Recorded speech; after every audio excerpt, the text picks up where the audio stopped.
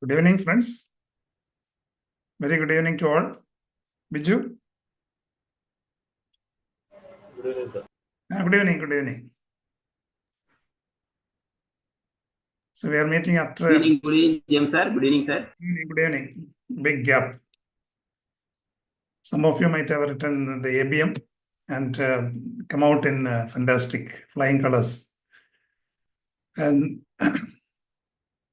this weekend you are going to write the BFM.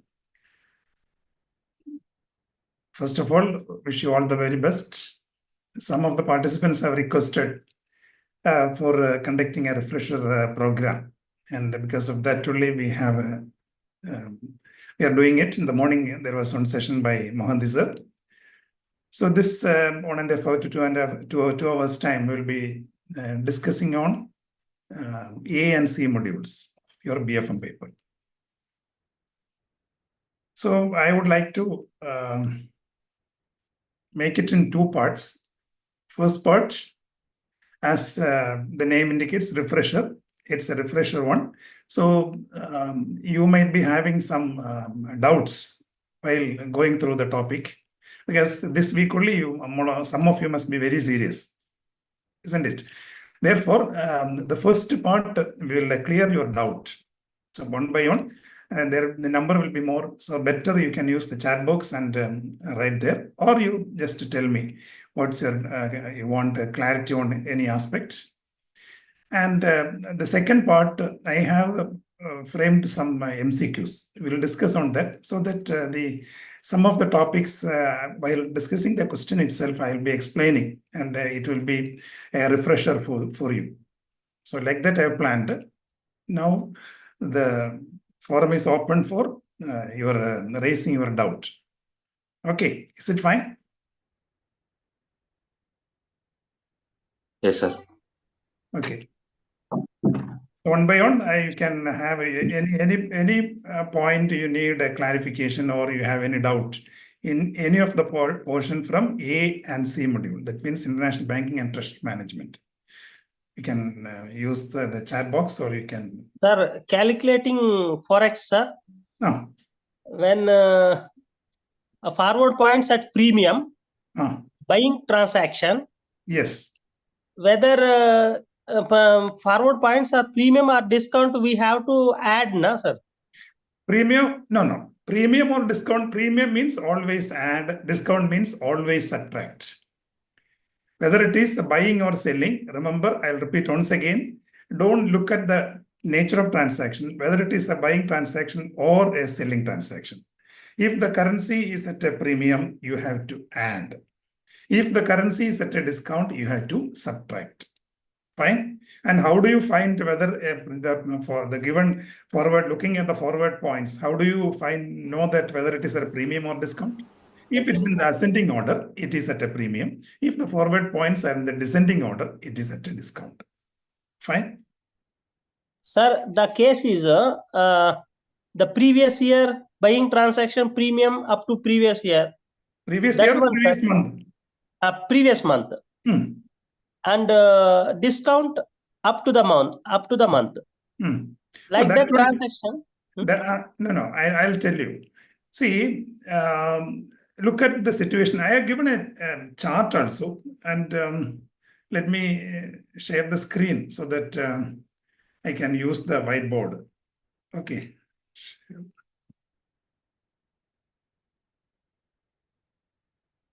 One second.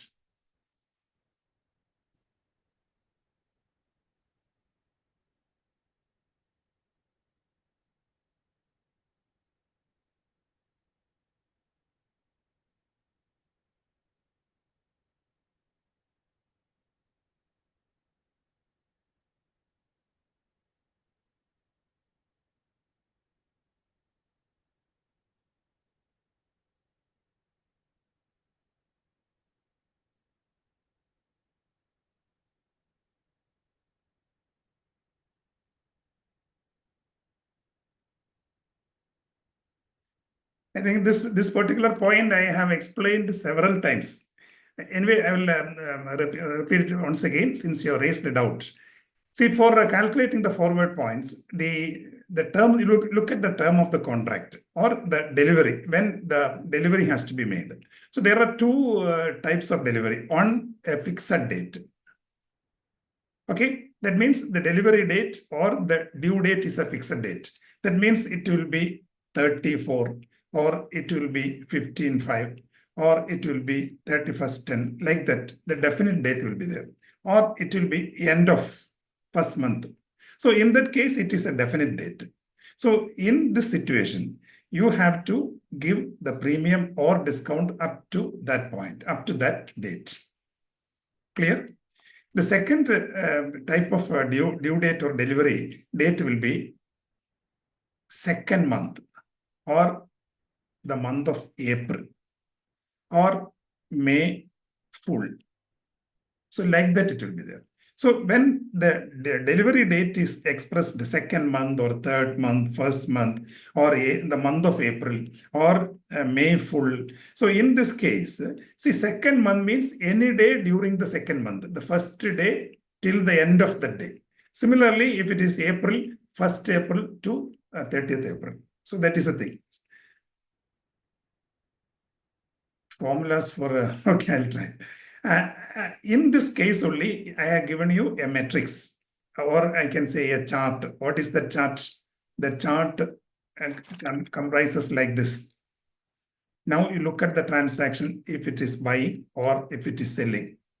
Now, next is the currency is at a premium. Next, currency is at a discount.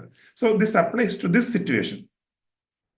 So if the currency is at a premium and the transaction is buying, you have to give the premium up to the previous month. If it is selling, currency at a premium up to the same month. Is it clear? So if second month means buying, means you have to give the premium up to the first month only. If April is the due date, you have to give the premium up to March only. But if it's a sale transaction, second month means allow the premium up to the second month. And if it is April, up to April. Because the principle is buy low, sell high. That's the principle. We are following the direct quotation. And here the maxim or the principle is buy low, sell high. Means we buy at a low rate and sell at a high rate. Similar, the reverse will be for discount. Okay. The suggestion was there. I have to give they want the important formulas of module C, treasury management. I'll try to make it and share it in the group. Okay. Is it clear what I have told? Yes, sir. Okay, okay. Next. Sir, one doubt, sir. Sir, if the question in general question will come in the like transaction, selling, buying, or bank in the name like that, it is coming only we have to think in bank point of view. No, sir. One question coming in the name of dealer doing this long short position, long position. Dealer means who is the dealer? Dealer is the banker. See, who is the dealer? Dealer is the official sitting at the dealing room. And dealing room is a part of treasury, isn't it? Treasury department of the bank. So dealer means he is representing a bank. Okay, so always it will be like that. Either it will be, they will give you received or you are requested, like that. That means you are a banker.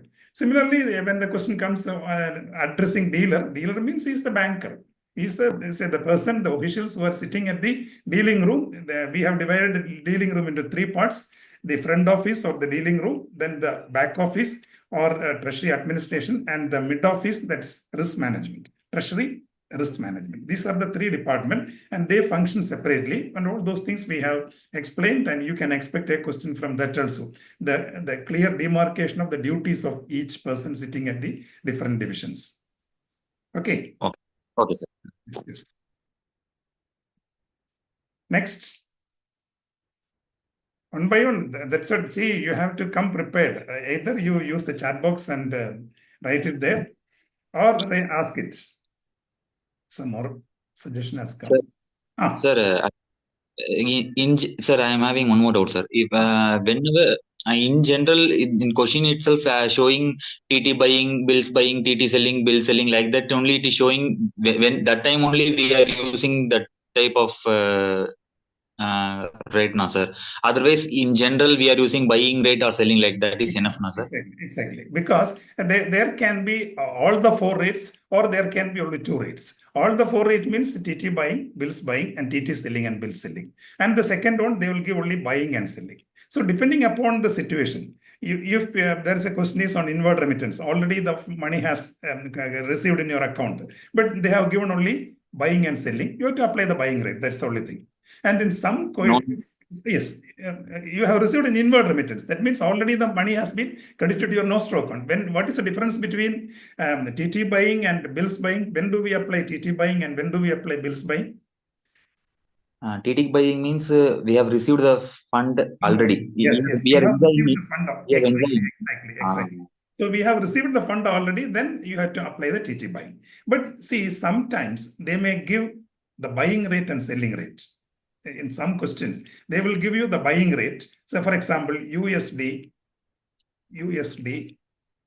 INR, they will say 8 to 50, 55.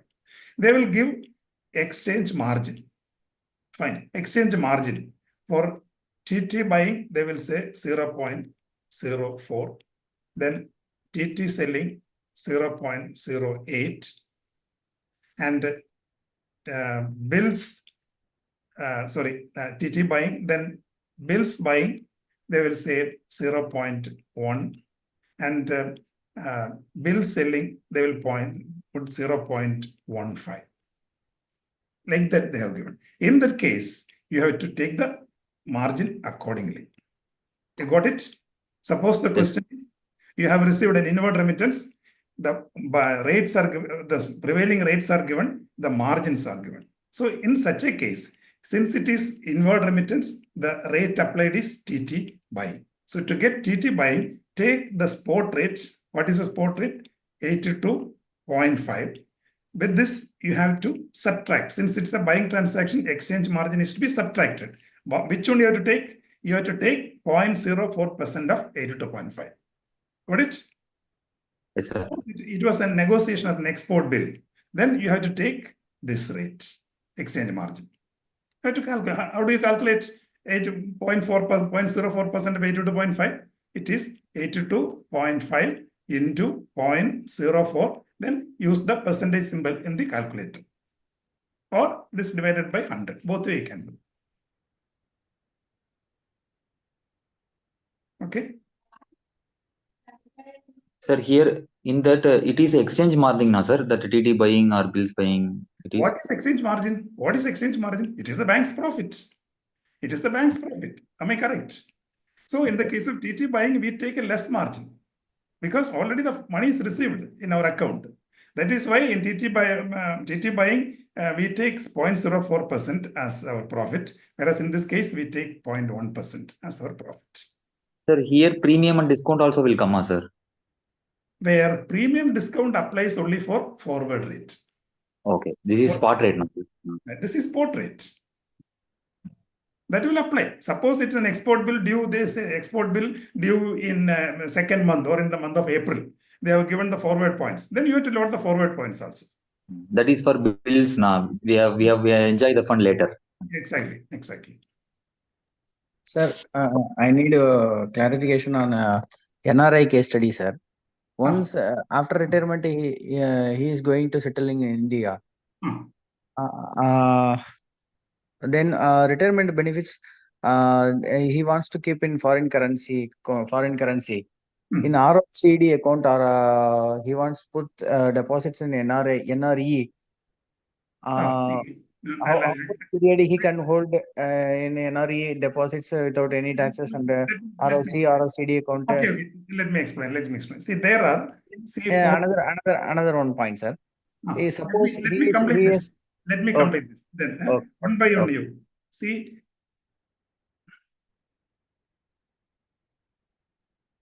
See, these are the four various types of accounts which an NRE person or on his return to India can maintain. So these are the three accounts which a person can maintain when he is a non-resident Indian.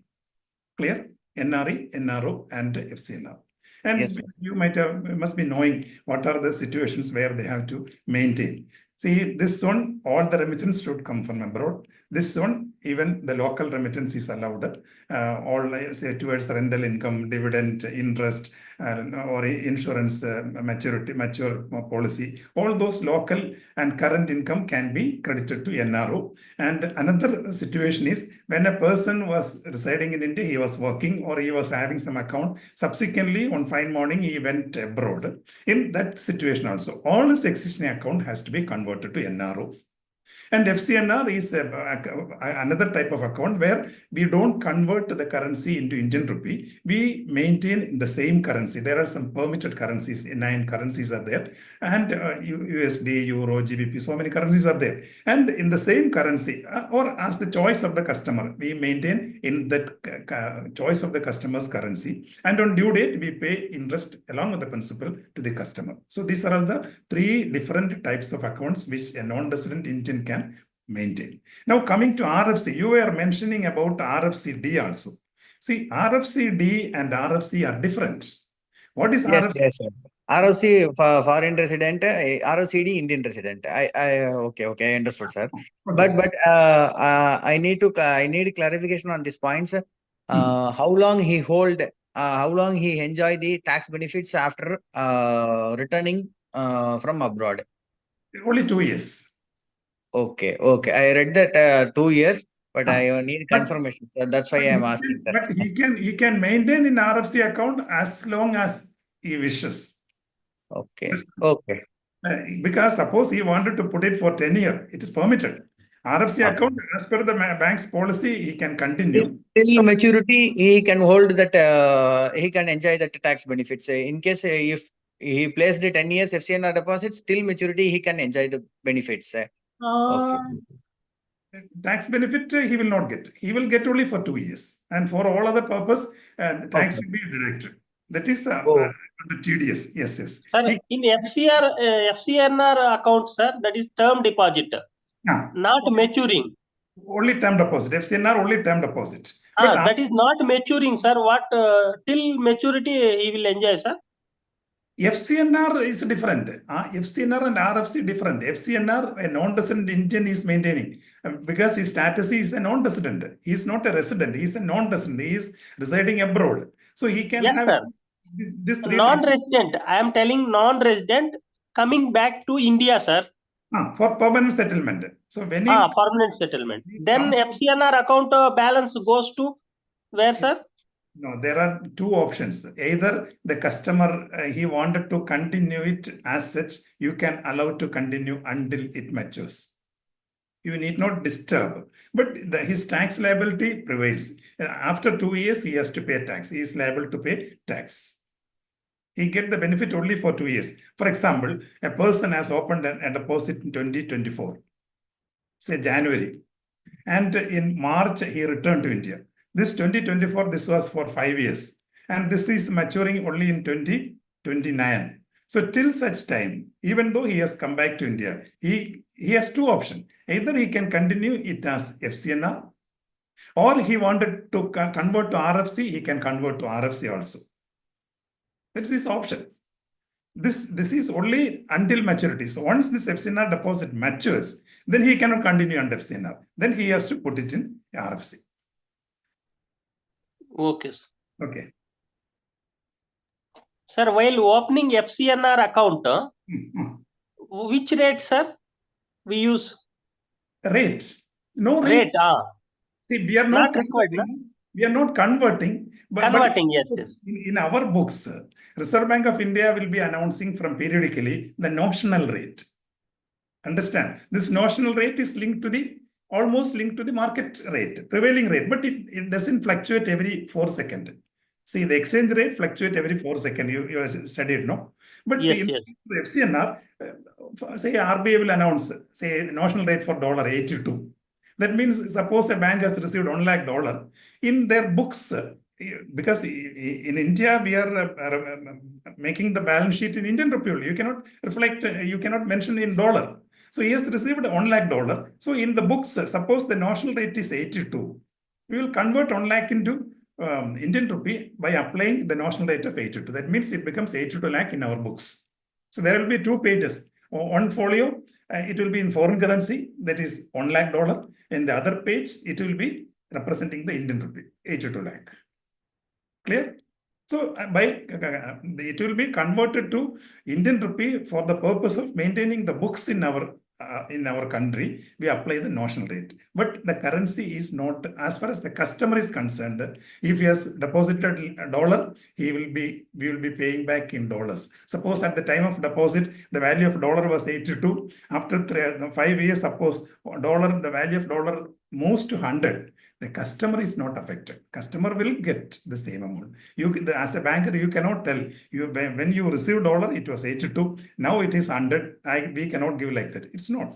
See, this is the benefit of FCNR deposit. The exchange fluctuation is not affected to the customer.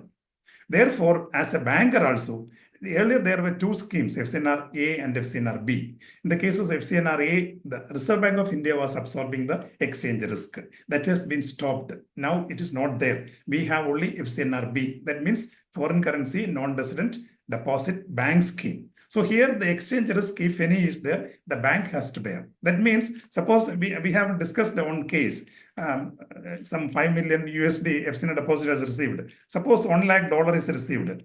It is the responsibility of the bank to retain it in foreign currency itself. Because if they convert Indian rupee, the bank is running an exchange risk. Got it?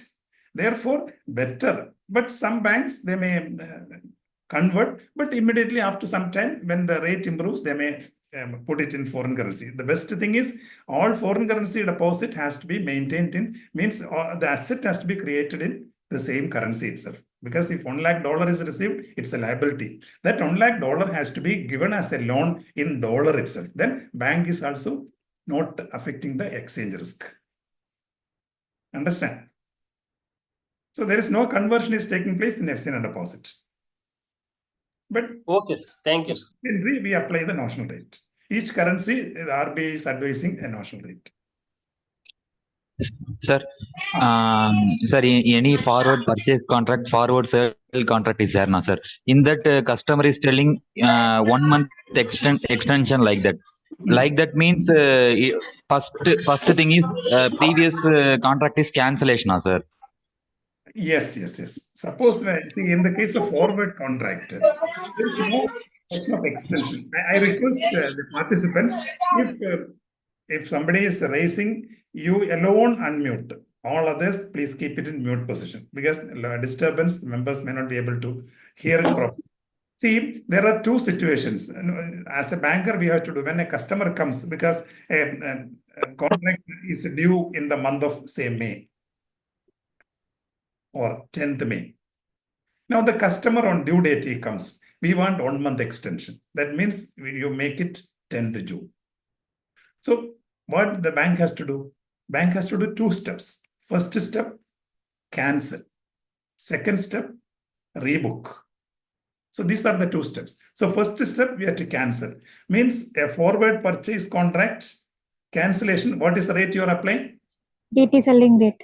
Yes, opposite rate. That means in the case of purchase, it is TT selling rate. And in the case of a forward sale contract, you have to apply the TT buying. So apply the TT buying rate or TT selling rate as the case may be.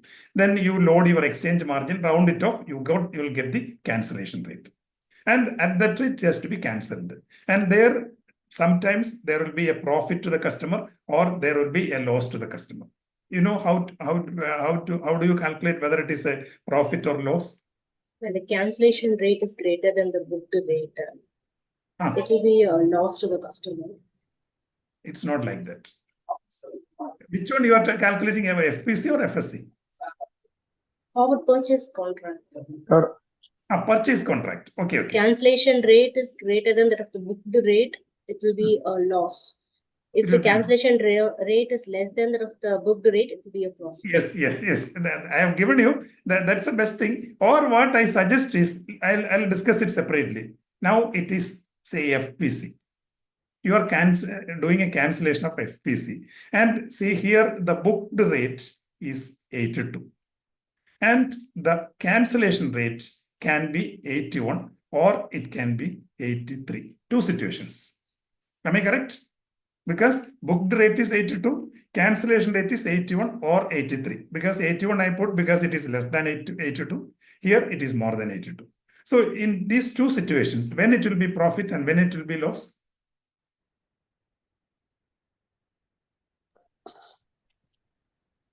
Because what you have to do, 81 loss, sir. 83 is profit. The first one is 81 is loss. Loss. 83 is notional loss. there is no notional loss. There is no notional loss. Sir, Only 81 loss, sir. 83 profit. 83 profit. 81 is profit and 83 is loss. So now it is a dispute. There is a dispute. I'll settle the dispute. See, what I have given you, I have mentioned that we have done one or two questions on this. See, here you are applying the buying rate. Suppose the contract has not been cancelled. Am I correct? The customer is coming to you for executing the contract. So you apply, suppose it is 1 lakh rupees, $1 lakh. What is the rate you apply? Because your book the rate is 82. At 82, you give rupee to the customer. Or what do you do? Debit or credit customer account? Tell me. Credit. You Credit. credit. Purchase. It is purchase. Now you are cancelling. When you cancel a purchase contract, what is the rate you are applying? Selling rate. Selling rate. In the case of sale, what do you do? Debit or credit? Debit. Debit. So which is more? Credit or debit is more? Credit more. Credit is more. In this case, it is profit. So madam told that was right. Am I correct? Look at the second situation. 82 is the booked rate. 83 is the cancellation rate. So 82 is the credit. And at this rate, you debit. Am I correct? Sir, in this situation, we see customer side, na? Always customer side only. Why the bank should bear the loss or profit? Okay. See, the customer is coming to you. Give me a contract. You have, according to his request, you acted. And ultimately, the customer on due date comes, please cancel. So it is whose responsibility? It is the responsibility of the customer. And whether it is a profit or loss, the customer has to bear. If it is a loss, customer has to bear. You have to pass on the profit loss to the customer. If it's a profit, that also you have to share to the customer. Clear? But sir, in forward purchase contract, you told TT selling rate, right? We will apply TT selling rate. Yes, selling rate. Sir, once again, sir. Tell me. This Selling rate, explanation once again, sir. This one, the first one. See, we are discussing about cancellation of a forward purchase contract. So let us assume that this purchase contract has been booked at 82 rupees per dollar. Now, customer comes for cancellation. So you look at that day's rate because the contract has been booked 1 month or 2 months back. Am I correct? So that time the rate was 82. Now the rate need not remain at 82. It will be sometimes it may be more, sometimes it will be less. Am I correct? So I took the two situations. The cancellation rate 81. Let us suppose the cancellation rate is 81. So here the booked rate is 82, cancellation rate is 81. That means cancellation rate is less than the booked rate, or booked rate is more than the cancellation rate. Clear? So what you have to do, I have given a thumb rule. If just like a madam was immediately telling that the first one, this one 81 cancellation date is a profit. So you can remember that thumb rule, fine. Otherwise, what I recommend is, look, the contract is a purchase contract. In this purchase contract, suppose cancellation has not taken place. You have to credit customer account at 82 because you are applying the buying rate. In the first session, I told you, whenever you apply the buying rate, customer account is credited. And whenever you apply the selling rate, customer account is debited, because in a buying transaction, customer is giving you foreign currency and you are giving Indian rupee to the customer. In the case of a selling transaction, you are giving foreign currency to the customer and you are recovering or you are debiting customer account. So in a purchase, customer account is credited. In a sale transaction, customer account is debited. So here, the first rate 82 is the buying rate. So you credit $1.82. Suppose it is 1 lakh, you credit 82 lakh. And here, cancellation, you are applying the selling rate. Selling rate means it is a debit to the customer account. Selling rate is 81. So you debit customer account at 81. So 1 lakh means 81 lakh. So 1 lakh rupees will be profit to the customer in this situation. Look at the second one. Here, 82 is the credit, 83 is debit. Debit is more. So it is a loss to the customer. This is with respect to a forward purchase. Suppose it was a forward sale contract. If it is a forward sale contract, and the cancellation rate will be the buying rate. Now here 82, 81. What is for the customer, profit or loss? For Forward. 81, customer is Profit, loss. sir. Profits are profit. No, since it is a buying 481. transaction, at the 81 rupees, the customer will be get under loss, and 83 he will be get under the profit. Yes. Because see, forward sale contract, you are applying selling rate, though customer account debit. And here, cancellation, that means you are applying the buying rate. So customer account is credited. So debit 82, credit 81. There will be loss to the customer. And in this case, there will be a profit to the customer.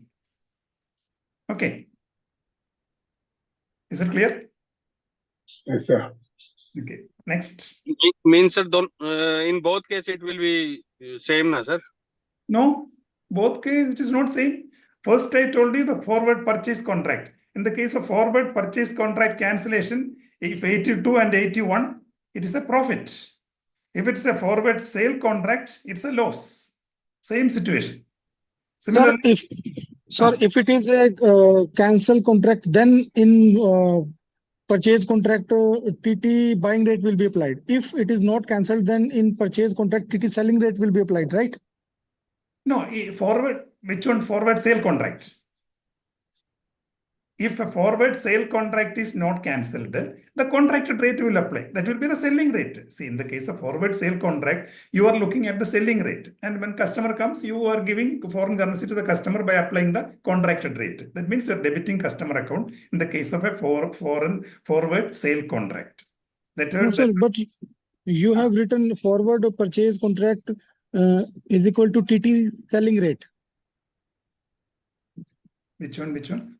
I'll That is for cancellation, sir. See, forward, first I have discussed about a forward purchase contract. And book rate and cancellation rate 81. Fine? So no, sir. I'm asking about the on the top you have written forward purchase contract is equal to TT selling rate. Then what is it? What is this, sir? Forward purchase contract cancellation. Forward purchase contract cancellation, it is the opposite rate, opposite TT rate. That means it is for TT selling rate. If TT selling rate is given, you can take that rate. Otherwise, if selling rate alone is given, you can take the selling rate as the cancellation rate. So this is cancellation of a forward purchase contract. This is cancellation of a forward sale contract, TT buy. So these are all the fundamentals, no? No, don't waste so much time on fundamental. Let us move on to some other thing. I'm not getting new messages. 1 second. So many new messages are there. Important points which we need to focus. Sir, one doubt in fundamentals, sir. Actually, I want to know about that bills selling and bills buying. Okay.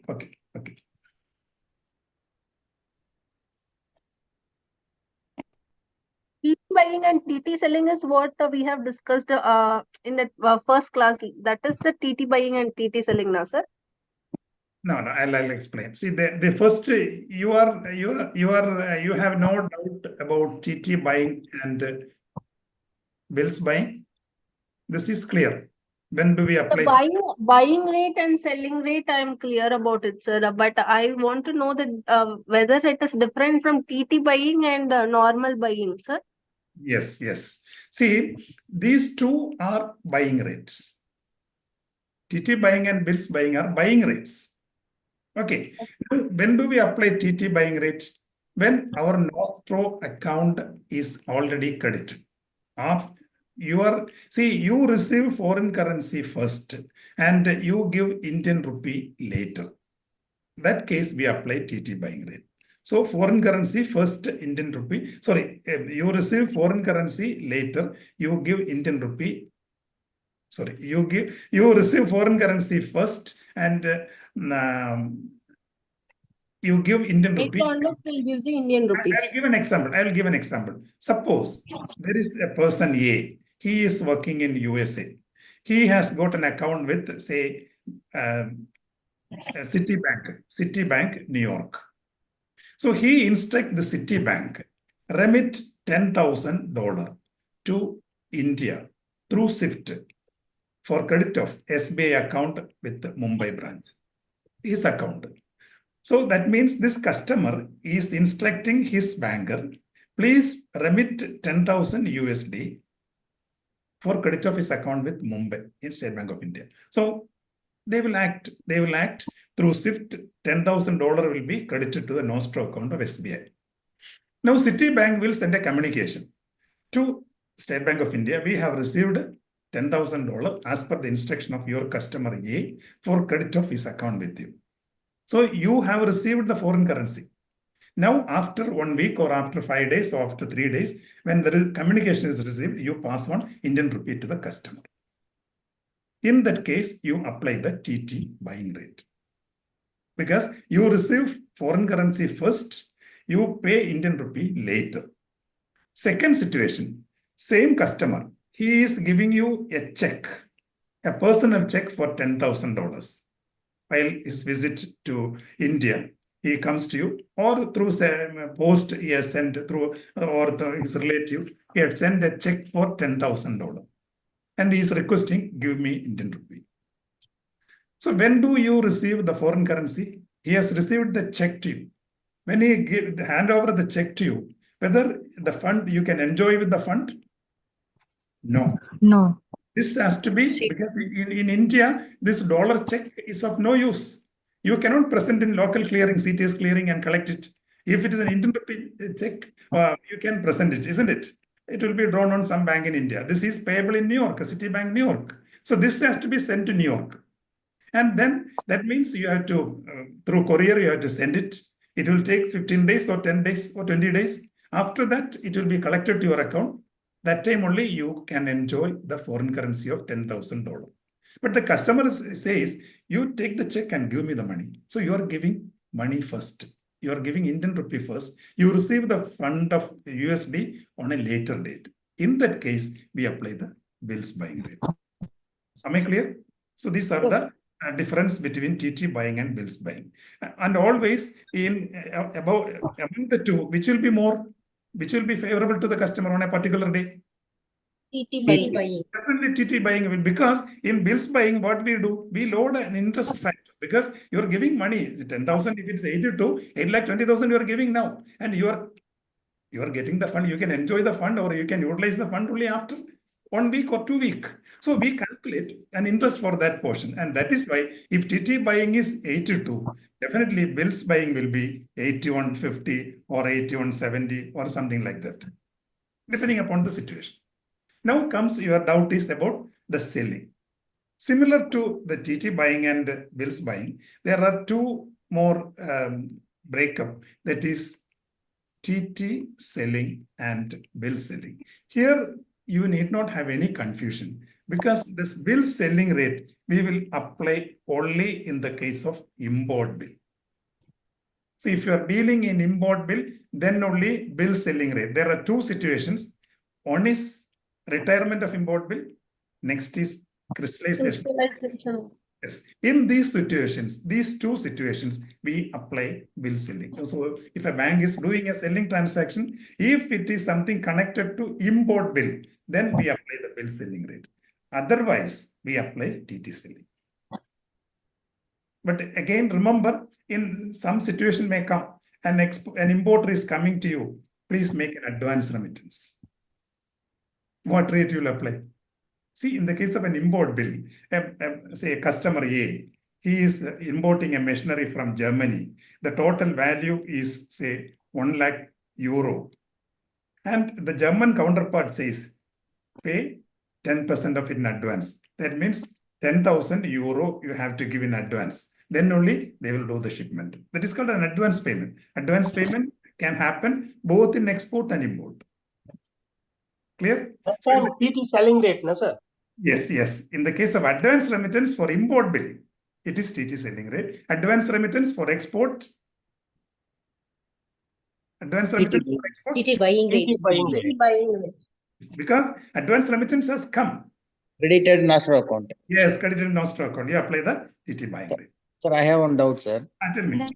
Sir, ECB, for ECB, benchmark plus 500 basis point for new, existing 550. Yes, yes. Then INR denominated ECB 450.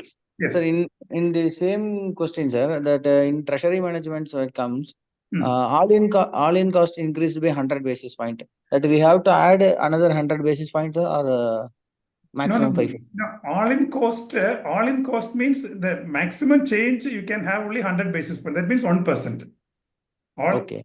And that's the thing. All-in cost means including everything. Means the arranger fee, interest, commission, brokerage, some of the, including everything. That is called all-in cost. Including 550 basis point. Yes, that yes, is 5.5%. Yes. Okay. Okay. Sir, one question. Spot buying rate of EUR and INR is 80, and 1 year forward buying rate for EUR and INR is 82. In this INR is, how we are saying that it is depreciated by 2.5. Can you repeat? Euro INR is 82 spot, isn't it? And forward? Spot buying is Euro INR is 80. Spot is 80. Okay. Spot is 80. And forward buying rate of Euro INR is 82. 82. Okay. I got it. Leave it. See, what is the Euro INR 80 means? What's the meaning?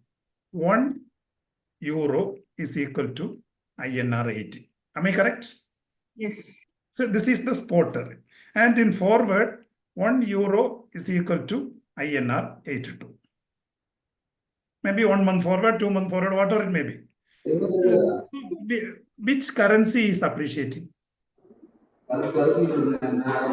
Euro is appreciating. Euro. Yes. If euro is appreciating, what is happening to Indian rupee? Depreciate. It's depreciate.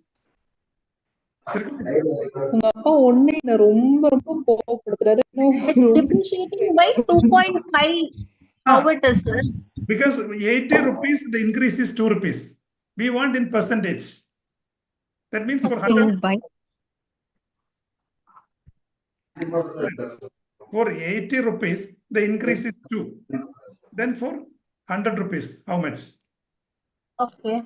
0.5. And another one. Sir, 1 USD is quoted at JPY 100 on spot market and JPY 102.50 on 90 forward market. 1 minute. Yeah, JPY is quoted at JPY 100 on spot market and JPY 102.5 on 90 days forward market. Okay. Oh, this is the annual effect in the forward market for USD in terms of JPY. How to calculate this, sir? Okay. See, 90 days forward, what is the increase? From spot to 90 days, what's the increase? ₹2.50. 2 rupees 50 paise. In percentage? 2.5. Yes, because this is 100. For 100 rupees, for 100, the increase is 2.5. That means it is 2.5. This is for 90 days. If 90 days is 2.5, what will be for 1 year? This into 4, because 4 quarters is 1 year, isn't it? Yeah. So 10%. Sorry, come again, sir. Pardon? I didn't get this. See, they have given 90 days forward. What is the annual effect? Annual effect means for 1 year forward, what is the increase? Yeah, got it. Got it? Okay. Got it. So that's why the question, you miss a particular word. You may be interpreting in. Sir, please make everybody mute, sir, please. I request, that's what I am requesting. Only those who are asking the question, please unmute. Difference between I told you. Okay. Next one. Sir, one question is there in mock test. Export order worth 2 million CIF, insurances of rupees 23,000. How much packing credit can we give them if bank margin is 15%? How to calculate it, sir? Similar question. I request all others, please mute. All others, please mute. There are 100 participants. Please mute others. Madam,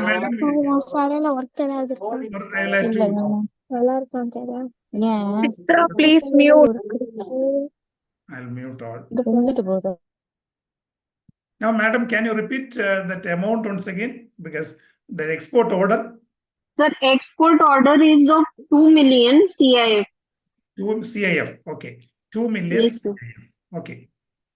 USD, no? Yes, sir. Okay. Then freight. Insurance amount is 23,000. Insurance 23. Okay. Freight. And bank margin, no, freight was not given, sir.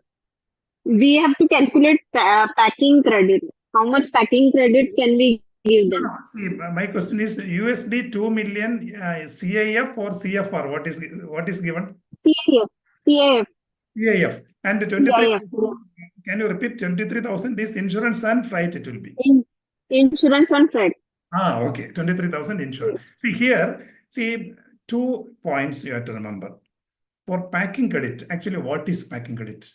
Packing credit is a credit facility given to an exporter for keeping the goods ready for shipment. Understand? And here comes the Incoterms. This is very important. In packing credit, see, what's the definition of packing credit? Packing credit is a credit facility given to an exporter for procuring the raw material, preparing it, and making the finished goods and keeping it ready for shipment. That means all expenses up to the port of shipment or loading to the ship. Up to that amount only will be considered for granting a packing credit, because the freight charge and the insurance they are incurring subsequently. You got it? Therefore, in the case of packing credit, this so many times I have repeated in the session, packing credit, you have to fix the amount based on the FOB value. This is the first point to remember. So remember, in a packing credit, if a customer comes for availing a packing credit facility, you have to find out what is the FOB value of the order. Here, the order is there, $2 million, but the Incoterm is CIF. You are familiar with the Incoterms? Incoterms, very important one. Yes, sir. Yes, sir. How many Incoterms are there? 11. 11 are there. Last time there was a case study on Incoterms. Yes, sir. 4 or 5 questions were there. And easily you can score. There is no point to calculate by looking at first one question was, when the current Incoterm effective from which date? How much time you require? 1 second. 1 second you can answer it, if you know it, isn't it? So this is the thing. And that was there in my PPT. Okay, leave it. So remember, CIF. Sir, can you explain about Incoterms, sir, briefly? Please, sir. I'll do prepared. I'll do it. Let me complete this. See, actually, what is Incoterm? Incoterm means it is short form of international commercial term. So that means in a trade, in foreign trade, there are two parties. One is exporter, another is importer. Or I put one is the seller, another is the buyer. So Incoterm specifies what are the duties or the risk or the cost to be shared by the seller, and what are the cost and risk to be borne by the buyer. This very clearly specified in the Incoterms. So total there are 11 Incoterms, and 4 are exclusive for marine transport. That means if the shipment is done by sea, the transportation is done by sea, then they can use only the 4 Incoterms. And what are the 4 Incoterms? Can anyone tell me?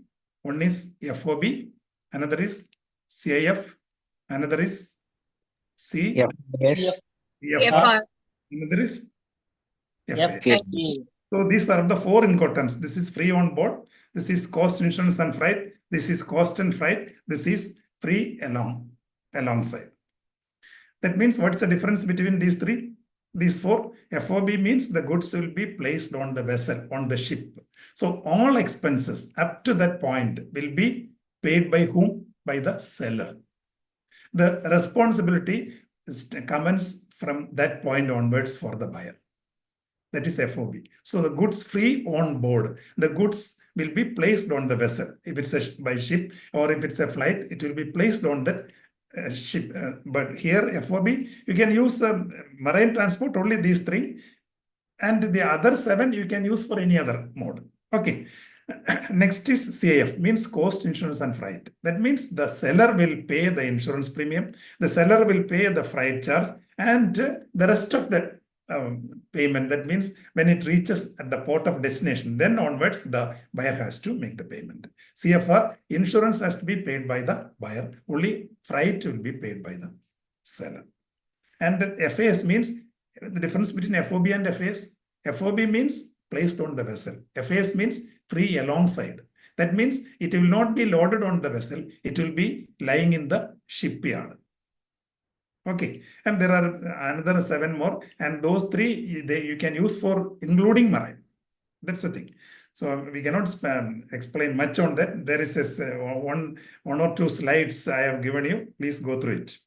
Now, I'll explain. See, what is the difference between these 2? If CIF is given, CIF from CIF means, CIF means this is FOB plus freight plus insurance. Similarly, CFR means this is FOB plus freight. FOB means, so here the order is CIF. So from CIF, we want what? FOB. How do you take FOB from this? CIF is equal to FOB plus freight plus insurance. From this formula, what will be FOB? Already given, sir. 20 minus. No. What is FOB value? CIF minus Insurance. So this is equal to 2 million minus 23,000. So the 2 million means 20 lakh.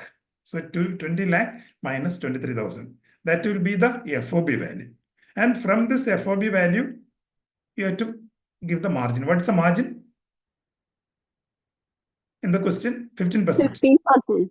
15% you calculate. See, take 2 million means 20 lakh.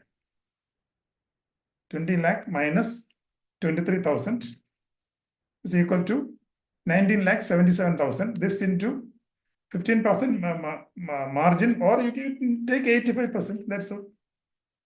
So how much you are getting? 16 lakh 80,450. USD 16 lakh 80,450. This will be the packing credit you are considering. Sir, actually my answer was 16 lakh 80,450, but the answer was given 16 lakh 63,450. That's why I got confused. No. Maybe something in the question there will be something different. Otherwise, this is you are correct. Okay. If it is 23, this is correct. Sir, in mock test, for many questions, some solutions have not been given. Just the answer is A or B, like that it is there now, sir. If it doesn't know means we can just send you a message so that you can give the solution also. Yes, send it. Okay, send it. Any more doubt? Shall I discuss some MCQs? Yes. See, before moving on to the MCQs, and let me explain some of the important points, because the unit on letter of credit or documentary credit, this is very important as far as you are concerned. You can expect a minimum 5 to 6 or 10 marks question from this area. So I have highlighted some of the points. See, number one, UCPDC, whose document it is? It is the publication of ICC, International Chamber of Commerce, and which is the current version. It is UCPDC 600. When this is effective? This is effective from 1st July 2007. How many articles? There are 39 articles. The previous one is UCPDC 500, which has got 49 articles. Now, so 500 and 600, the difference is they have clubbed some of the articles and made it. Okay, then next is minimum parties in a documentary credit. There are 4 minimum parties is only 4. Who are the 4 parties? The applicant, the opening bank, the beneficiary, and the advising bank. So here you remember letter of credit. If a letter of credit has to be functioned, the mechanism has to be put in place. Minimum there should be 4 parties. So the advising bank is necessary because the bank cannot communicate the information direct to the beneficiary. It has to be communicated through a bank. So that is the role of advising bank. And apart from that, you can have another bank, that is confirming bank. You can have another bank that is negotiating bank or nominated bank, and you can have a reimbursing bank also. So we have discussed all those things.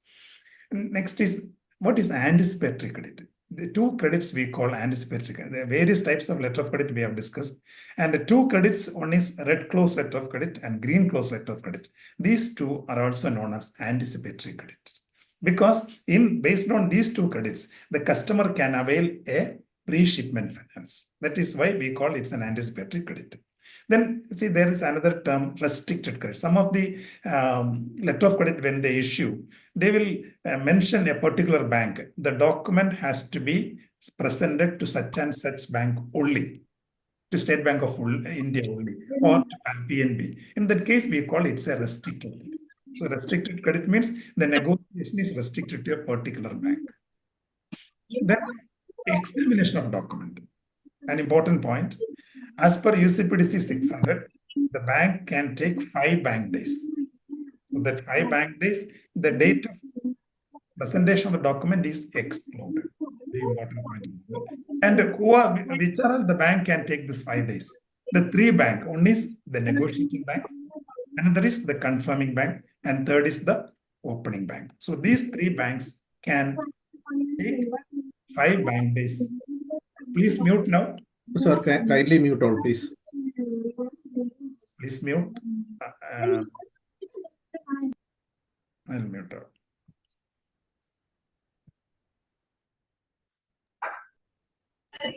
Examination, that means suppose Each bank can take 5 days, sir. Each bank can take. Because now the exporter, after shipment, he will be handing over the document to the negotiating bank. So negotiating bank has to see. Then only if all the terms and conditions are fulfilled, they will negotiate. If there is some variation, some discrepancy, he will intimate. This is a discrepant, we cannot negotiate, please correct it. Or we are returning. You can contact the applicant and then we will discuss. Like that, they have to keep it, isn't it? That means discrepant document, no bank will negotiate because the bank will not get any protection. What is the letter of credit? Letter of credit, the opening bank says you ship the goods. As per the terms of the letter of credit, we will make you the money. We will pay you the money. That's the thing. So if there is any discrepancy, the opening bank can just say, no, there is a discrepant document, we cannot pay you the money. Therefore, it is the responsibility of the advising bank to look into all aspects. So for that, they can take 5 days. So negotiating bank has negotiated. Now it will be, there are two situations. Number one, if there's a confirming bank, this can be handed over to the confirming bank. Because what is the role of confirming bank?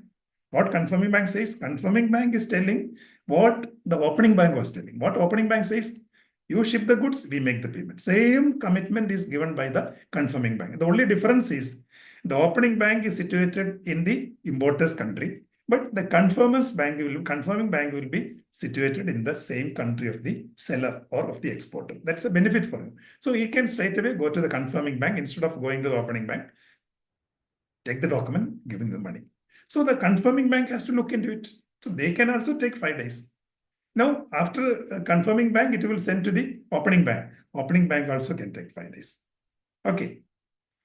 Next is some other, regarding insurance, there are two important things. A wider coverage is not a discrepancy.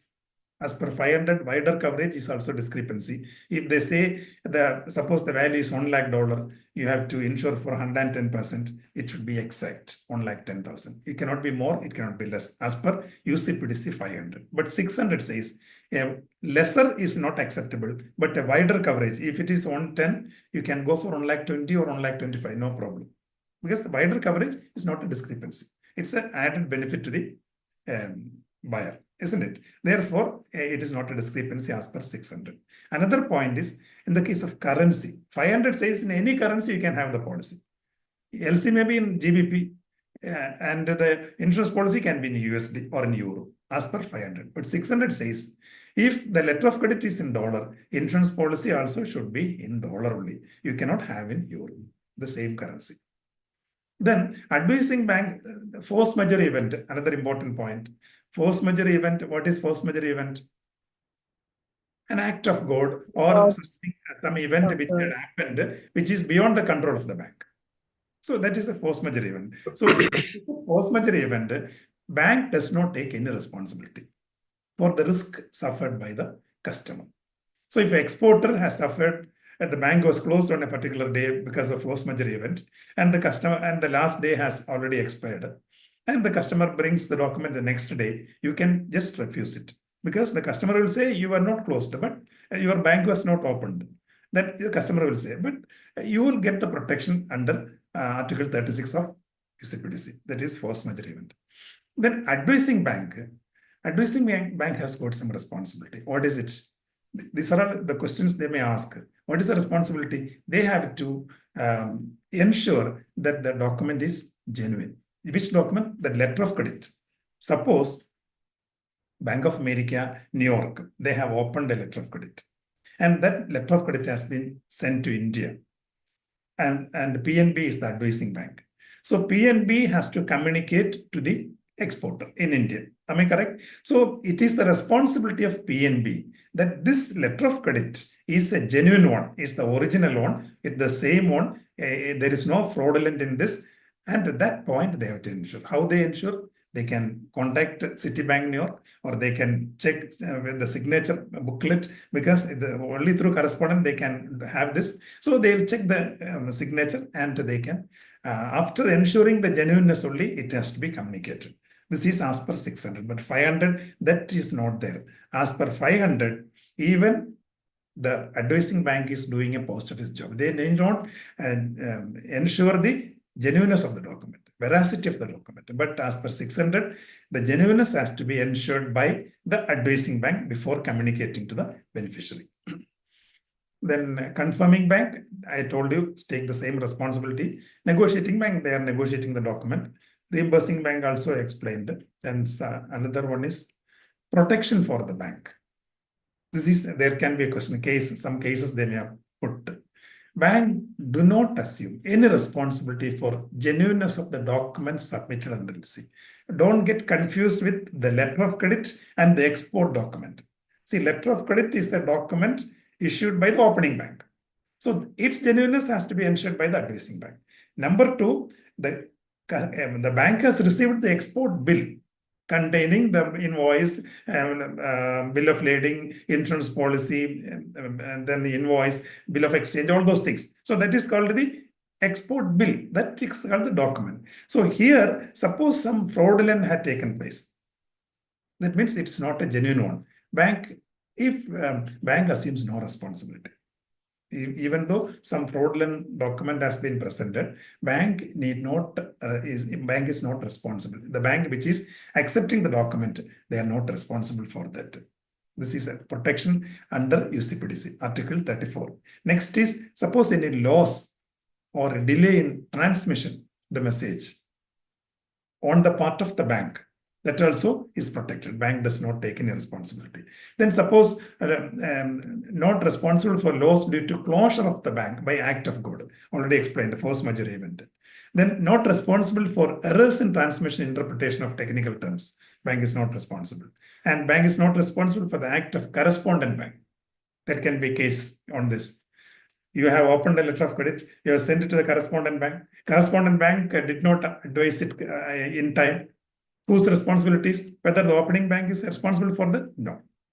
Any lapse committed by the correspondent bank, the opening bank is not responsible. That the beneficiary or the applicant has to take up with the correspondent bank. So bank is not responsible for the acts of the correspondent bank. And all charges for an LC has to be borne by the applicant. First is the applicant, then the opening bank. Okay. Then some other publications, ISP 98, URR 725, ISBP 745, Incoterms 2020. These are all the 4 publications of ICC, International Chamber of Commerce. What is ISP 98? It is a publication on standby LCs. What is standby LC? LC issued in lieu of bank guarantee. Some countries, bank guarantee cannot be issued, and there they go for standby LC. And the important guidelines has been published by ICC by issuing a standby LC. So that is called ISP 98. Next is URR 725. This is Uniform Rules for Bank-to-Bank Reimbursement. And here, that is URR 725, again a publication of ICC, where all the details in bank-to-bank reimbursement has been there. What are the bank-to-bank reimbursement means? The opening bank, the negotiating bank, and the reimbursing bank. These 3 banks and the other parties concerned, they have to go by the guidelines of this URR 725. Next is ISBP 745. This is International Standby Practice, Standard International Standby Practices. That is another publication of ICC where the procedure for examination of the document has been laid down. 5 days and what are the things. That is ISBP. Next is Incoterms 2020. Already explained. It's effective from 1/1/2020. There are total 11 Incoterms, 4 marine and another 7 for any other mode of transport, including the marine. Then among the 11 Incoterms, EXW and DDP. EXW is the least responsibility on the seller and the maximum responsibility on the buyer. Because what is EXW? X warehouse or X workshop. That means the goods will be kept ready at the seller's premises. So it is the responsibility of the buyer to take it from that premises, load it in the truck or container, take it to the port or airport, then ship it and take it all other expenses. So EXW, the least responsibility for the seller and the maximum responsibility for the buyer. And the DDP, delivery duty paid, that is the maximum responsibility for the seller and least responsibility for the buyer. In the case of DDP, the goods the seller will take, it will be placed on the ship, it will be transported, it will be taken delivery at the port of shipment, the duty will be paid, customs duty will be paid, and it will be delivered at the premises of the buyer. Okay, so next is about derivative. So that's all some important aspects I have covered about documentary credit. It's only broad I have given because it's not possible for explain the entire thing. Next is derivative. You can expect some questions on this. So look at this. Derivative you can divide into 2. One is OTC, another is exchange traded. OTC derivative falls 3 types: forwards, options, and swaps. And exchange rate derivative, there are two, futures and options. That means what is OTC? These three derivatives, forwards, option, and swap, you can avail from a bank or a financial institution. And whereas futures and options, you can avail from exchange house. So option, first it will be issued by a bank, and subsequently it can be traded in the, bought and sold in the exchange house. And derivative you can have, it doesn't have a value of its own. It derives its value from the underlying asset. Underlying asset can be foreign currency, it can be a stock, it can be a bond, or it can be a commodity like, say, petrol or gold or silver, anything like that. Next is option. Here, sir, in previous slide, sir, two sides options is there, sir. Two sides options is there, sir. I'll come to that. I'll come to that. Okay. Here it is option. See, option you can divide into two. One is American type and there is European type. American type is banned in India because during the currency, suppose an option contract has been signed today, 1 month period. So this is expiring on, say, 10th of August. So during any day from today onwards, any day the customer can come and execute. That is American type option. And this is banned in India. We are not permitted to issue. Banks are not permitted to go for American type option. So we can have only European type option. So in the European type, it can be exercised. The customer can come and execute only on due date. If it is 10th of August, the customer can come on 10th only. He cannot come on 9th August or 8th August. Fine. Again, option you can divide into two. One is call, another is put. In the case of call option, there are two parties in option contract. Just like a buyer and seller, here also you can say a buyer and seller, or we can say an option writer and option holder. Who is the option writer? The bank is the option writer. Who is the option holder? Or bank is the option seller. Who is the option buyer? The customer is the option buyer or option holder. So two parties. One is option writer, the person who is writing the option. That means the bank. Bank is a customer comes to you, you want an option contract, you write an option contract. So bank is the option writer, customer is holding that option contract. So we generally use the term holder of an option contract. So here look, in the case of a call option, the holder has a right to buy and there is no obligation. In the case of put option, the holder has got a right to sell, but no obligation to sell. That means the due date will come because it is a European type option and the due date only the customer can execute. On due date, the customer come and look at the contracted rate and the current rate. If it is favorable, he will execute. If it is not favorable, he will just forget it. And bank cannot take any action. And bank itself, they have to go for cancellation of the contract. So unlike a forward contract, in the case of forward contract, option contract is similar to forward contract. In the case of forward contract, when the customer did not come or the customer comes for cancellation, any loss or profit you can recover from the customer. Whereas in the case of an option, if the customer comes, you have to obey, you have to execute it. If the customer did not come, you cannot go after the customer if the bank has incurred a loss. Understand? That's the difference between option and forward contract. So the customer on due date, he will look. If it is profitable, he will go for. If it is a loss or no profit, no loss, he will not come and execute. That is why the three variant, ATM, ITM, and OTM. When do you say an option is ATM? If the strike price and spot price are equal. It can be for both call and put. Because suppose strike price of dollar is 82, the spot price is also 82. That means it's same. This is strike price, this is spot price. What is strike price? The contracted price. In the case of forward contract, the contracted rate is called the strike price. And spot price, what is the rate prevailing on the date of contract? 82. So whether it is a call option or a put option, both are equal. This we call it is ATM, at the money option. And next is ITM, in the money option. In the money option means if the customer execute, there is a profit to the customer. And OTM, if the customer execute, there is a loss to the customer. That is ATM, ITM, OTM. Any doubt on this? Is it clear? Sir, one question on this option only. Ah.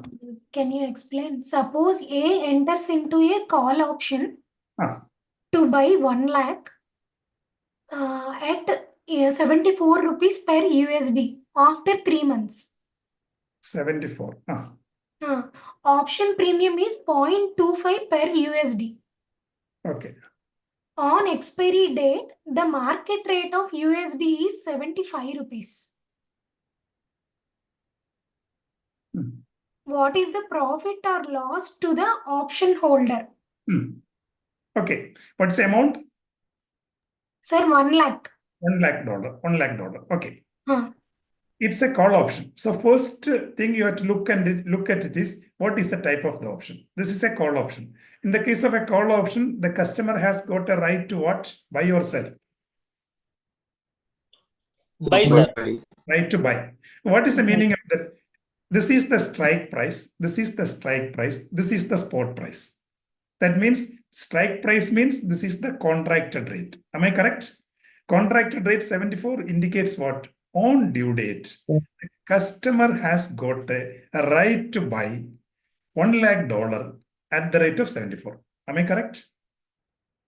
An option where the strike price is 74 means on due date, the customer can go to the bank, produce this option contract. See, you have given me the option contract. I am the holder. Now you have promised that you can give me $1 lakh at 74 rupees. Give me $1 lakh. Correct? But now outside, the value of dollar is 75.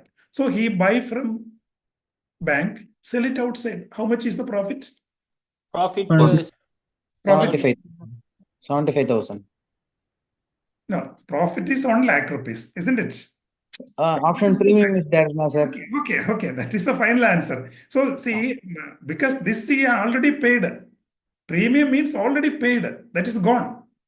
Whether the customer execute the contract or not, premium they have paid. It's an upfront. That's what. See, option premium is a premium or the charges levied by the bank upfront at the time of signing the contract. Okay, so that 0.25 means how much? 25,000 rupees. Isn't it? 25 rupees already paid. So now you get 1 lakh. Out of this 25 you minus. So the net profit is 75,000. Madam, clear? Yes, sir. Okay. Yes. Anything? So here option premium has got two components. One is intrinsic value. Next is time value. Remember, intrinsic value only ITM option will have. And for ATM and OTM, intrinsic value is 0. Intrinsic value cannot be negative. Sir?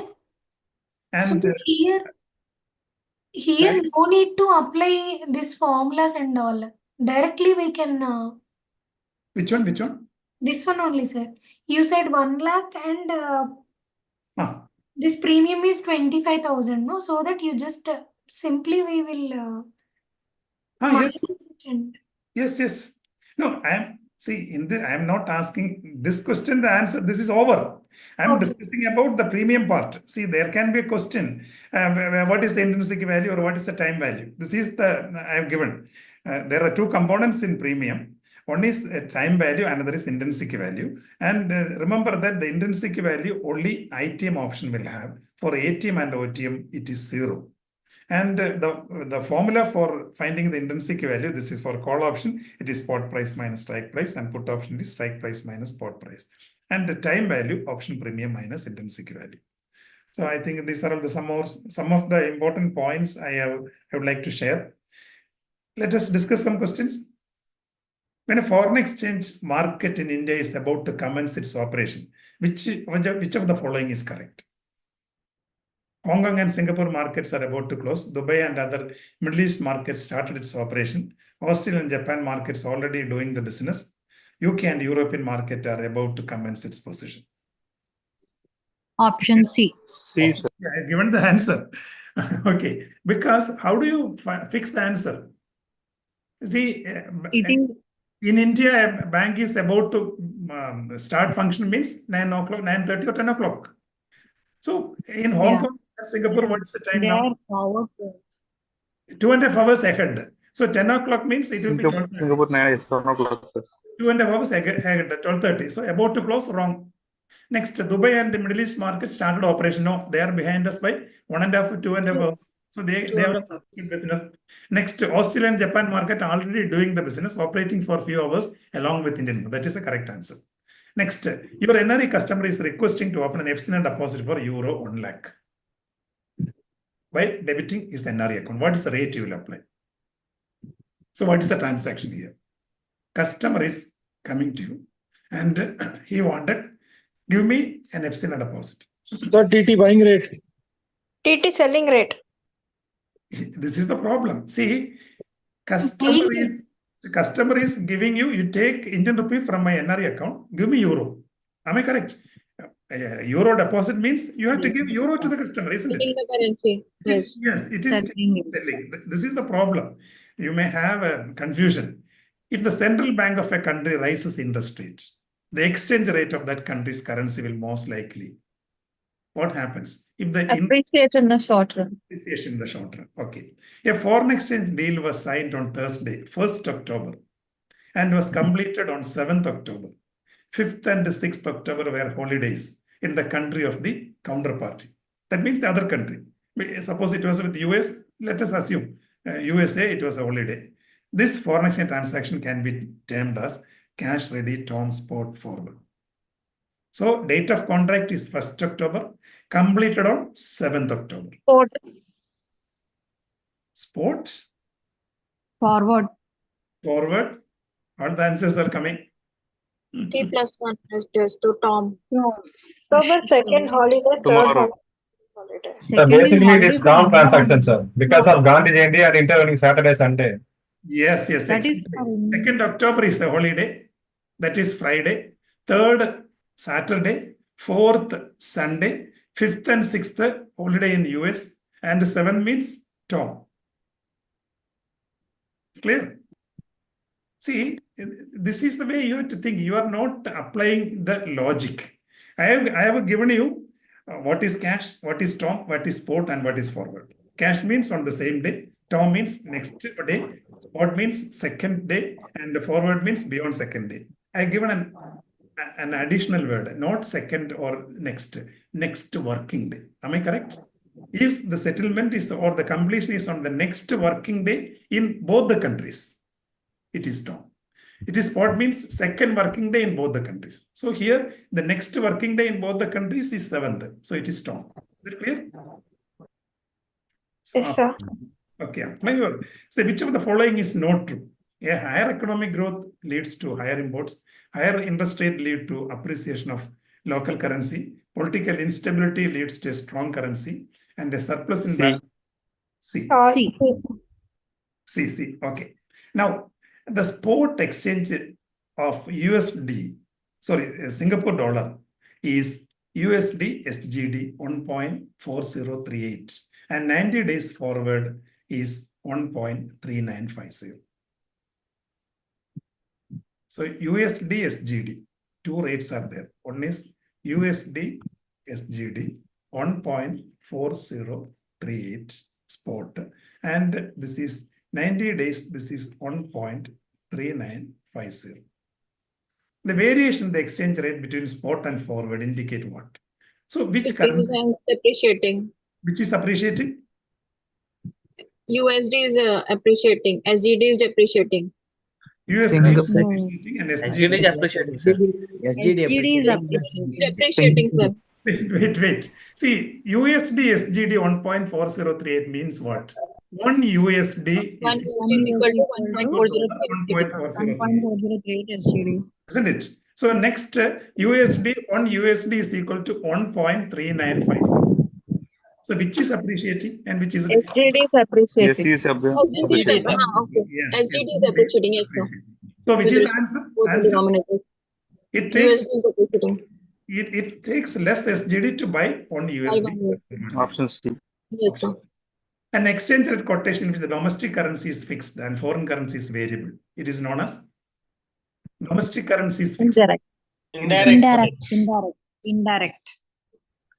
This we have discussed, I think. Canadian dollar, similar question. Canadian dollar 50 spot and 51 90 days forward, annual effect 8%, isn't it? Premium USD set a 1 by 50. because 200. 50 is raised to 51. So for 50 rupees, the increase is 1 rupee. So for 100, it is 2 rupees, isn't it? 100 rupees, it is 2%. That is for 90 days. So for annual effect, 1 year, 2 into 4, 8%. 2 into 8. Yes. The maximum applied for in respect of foreign currency quotation. Foreign currency quotation means what quotation? Direct or indirect? Direct. Correct. By laws. By laws, Indirect. See, I'll repeat this again. Foreign currency quotation indirect. Yes. Sorry. Direct Indirect. quotation. By high sell low. By high sell low. By high sell. By high sell low. See, direct quotation has got 2 more names. One is home currency quotation or price quotation. And foreign currency quotation is also known as, indirect quotation is also known as foreign currency. So foreign currency means indirect. A currency is said to be at a premium when Future value is higher than the spot rate. Bank of Montreal, Toronto is maintaining Indian rupee account with PNB New Delhi. For PNB New Delhi, this account can be termed as Loro. Loro. Sorry. No. Bank of Montreal. There's account. Here there are 2 banks. One is Bank of Montreal. Only 2 banks. Another is PNB, isn't it? This Bank of Montreal is maintaining an Indian rupee account with PNB. Now for PNB, this account is what? Is it nostro? What is Vostro. our account? Whether this is whether PNB can say this is our account? No. Their account with us. Yes. For Bank of Montreal, this is nostro. But for PNB, this is Vostro. Clear? Very simple. Barclays Bank London is maintaining an account with the HSBC Singapore. This account is one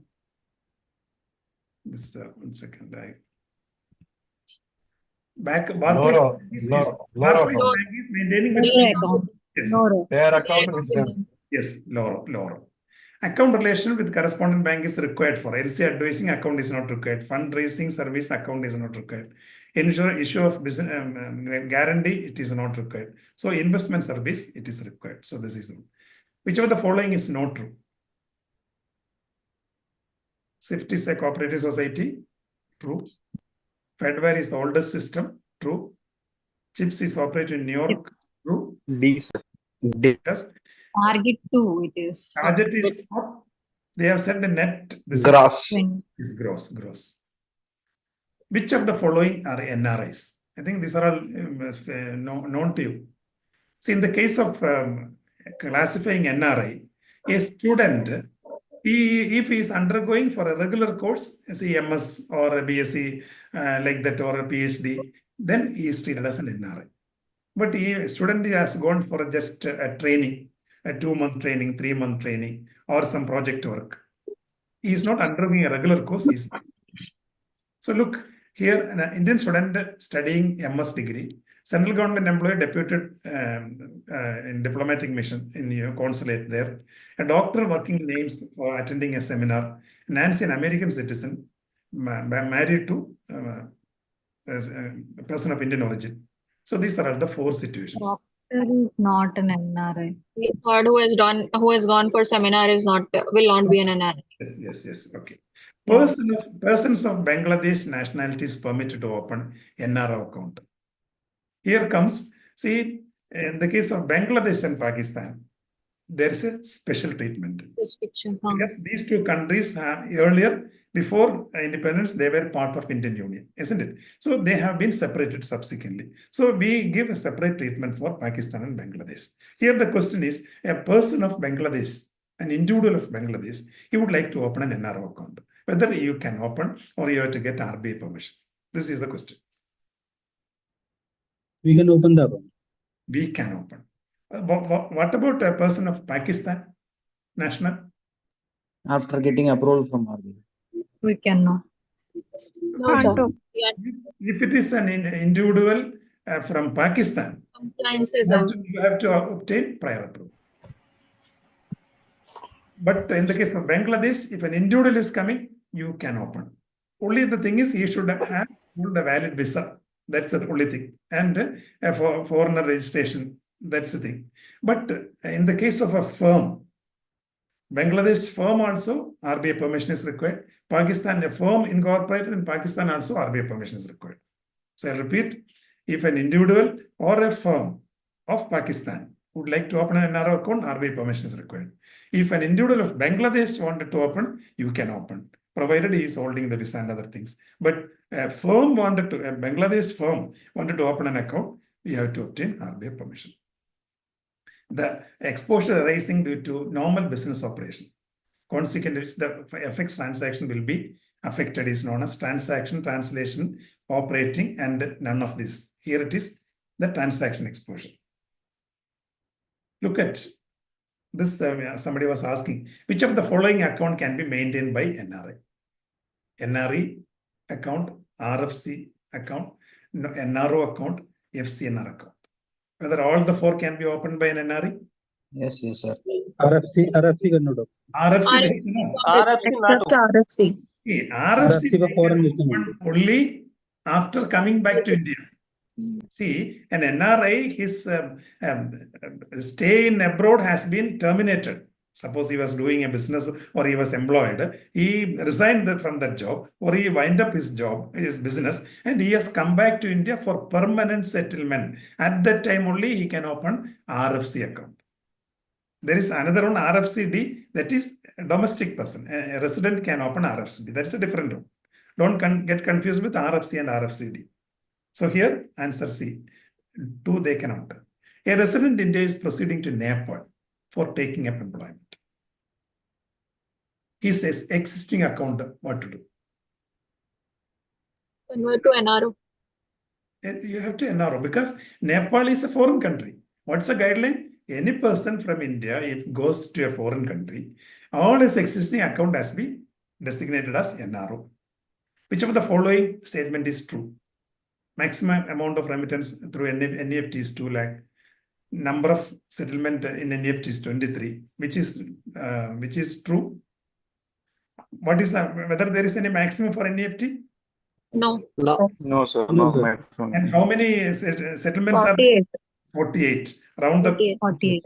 Yes. Every hour. Yes. And the pool account with RBI, whether they have to maintain? For NEFT transaction, where the account has to be maintained? Separate account has to be maintained by individual bank. Individual bank, yes, they have to maintain separate pool account. But for RTGS, they have to maintain a pool account with reserve bank. Okay. So answer D is the correct one. Okay. Given that 1 month forward rate for Singapore dollar is 52.502575. 1 month forward point Singapore dollar INR 50.70. What is the spot buying rate for SGD INR? See, looking at the forward points, can you tell me if the currency is at a premium or discount? It's premium. Premium. Ascending order premium. Okay. Premium. Now, the question is, what is the spot buying rate? You have given? You have to minus. Yes, you have to minus. Okay. Okay. Because the formula, some of you will be having a doubt. Because forward rate is equal to spot plus premium. Isn't it? Therefore, from this, what is spot rate? Spot rate is equal to? Forward minus premium. Yes, forward minus premium. If it was discount, it is forward plus discount. Isn't it? So now you tell me the answer. What is the answer? We want the spot buy. So forward buying what is the forward buying? 52.5025 minus, which one they take, 50 or 70? 50. 50. So how do you write 50? 50. How do you write 50? Spot buying rate is 0050. 0.50. 0050.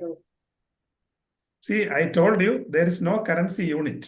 If there is no currency unit, you write it in 4 decimal. If there is SGD INR, paise, if that is there, then you can understand. Here the unit is not there. Currency unit is not there. You have to write in 4 decimal. So the answer is C. Clear? That's it. Sir, explain. Sir, please explain, sir. That is unit means. See, the forward points, they will write 50, 70, paise. In that case, 50 paise buying, 70 paise selling. Here, there is no unit. They have given only 50, 70. That means you have to write it in 4 decimal. Clear? Okay. When the rates of foreign currencies are determined by the demand and supply position, what's it? Direct, indirect, fixed rate, floating rate? Floating rate. On changing. Yes. Given that GBP SGD is 2 and Euro SGD is 1.5, what is Euro GBP exchange rate? Use the cross rate mechanism. Cross rate mechanism. Then how do you do it? Which one? Reciprocate. Reciprocate. So that means 1.5 by 2. yes, 1.5 by 2, 0.75. Okay, good. Expiry date of an LC refers to what? Expiry date. An LC is expiring on 10th of July. What does it mean? It is the last date for submission of an export document to the LC opening bank, last date for shipment of goods, last date for negotiation. Negotiation. Is last date for negotiation. Last date for negotiation. Next, the responsibility of a confirming bank in an LCA mechanism. What is the responsibility? A confirming bank. Make the payment on presentation of the document as per the terms of the LC. Confirm the authenticity of the LC. Pay the bill.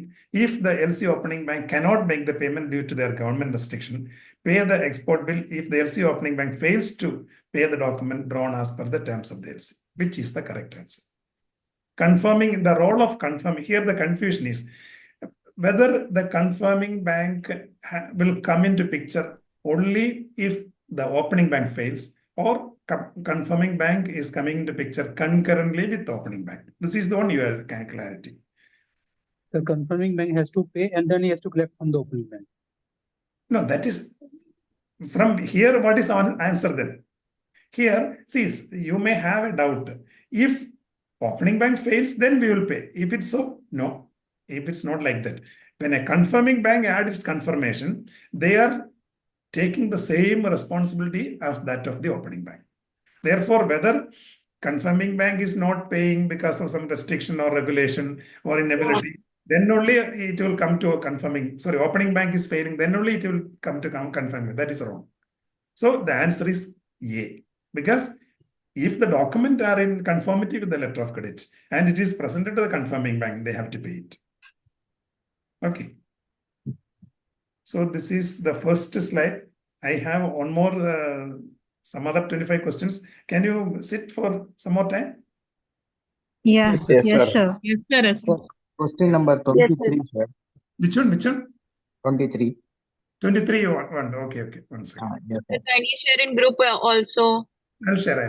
Remaining slides. Yes, I'll share.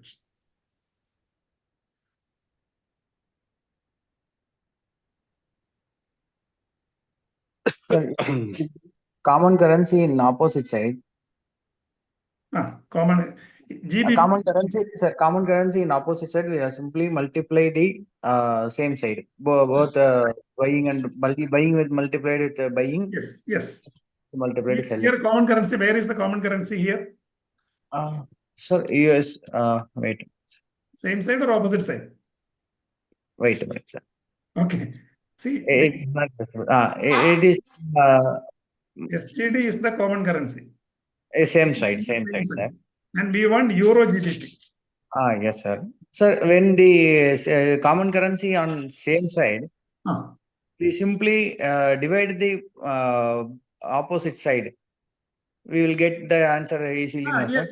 That also, because earlier I was teaching in that style, but then some people have confusion.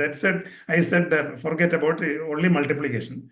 If it is same side, you make it say opposite. Sorry, if it's same side, make it opposite side and multiply.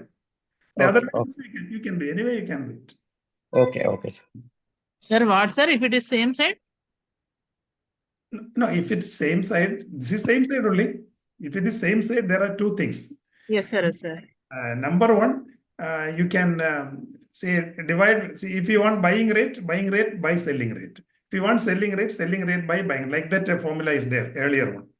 But now you need not go for that. You can use what I was telling. You are not familiar with this one? You want me to repeat? Same side? Yes, sir. Yes, sir. Please. Okay. See here, you have one is GBP SGD. Another is Euro SGD. So now here the common currency is Singapore dollar. This is in the same side. We want to make it in the opposite side by reciprocating one. Which one you reciprocate? We want Euro GBP. This is the one we want. So Euro GBP means Euro in the numerator and the GBP in the denominator. That means this one you have to reciprocate. When you reciprocate, this becomes SGD GBP. So GBP SGD is 2. So SGD GBP is 1/2. Isn't it? And Euro SGD is 1.5. So you multiply. So 1.5 into 1/2. That means 1.5 by 2. That means 0.75. Clear? Okay. We have done so many questions. You are not there in my session.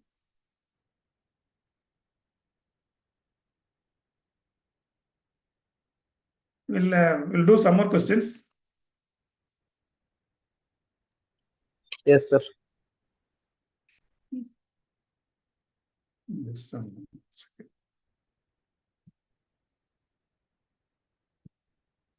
One second.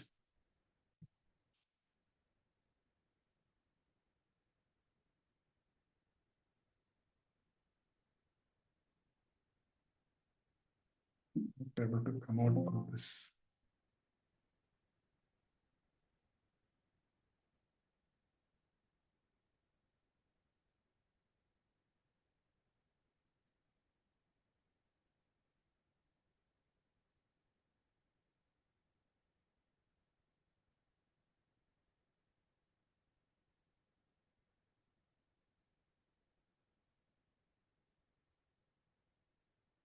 My slide is visible?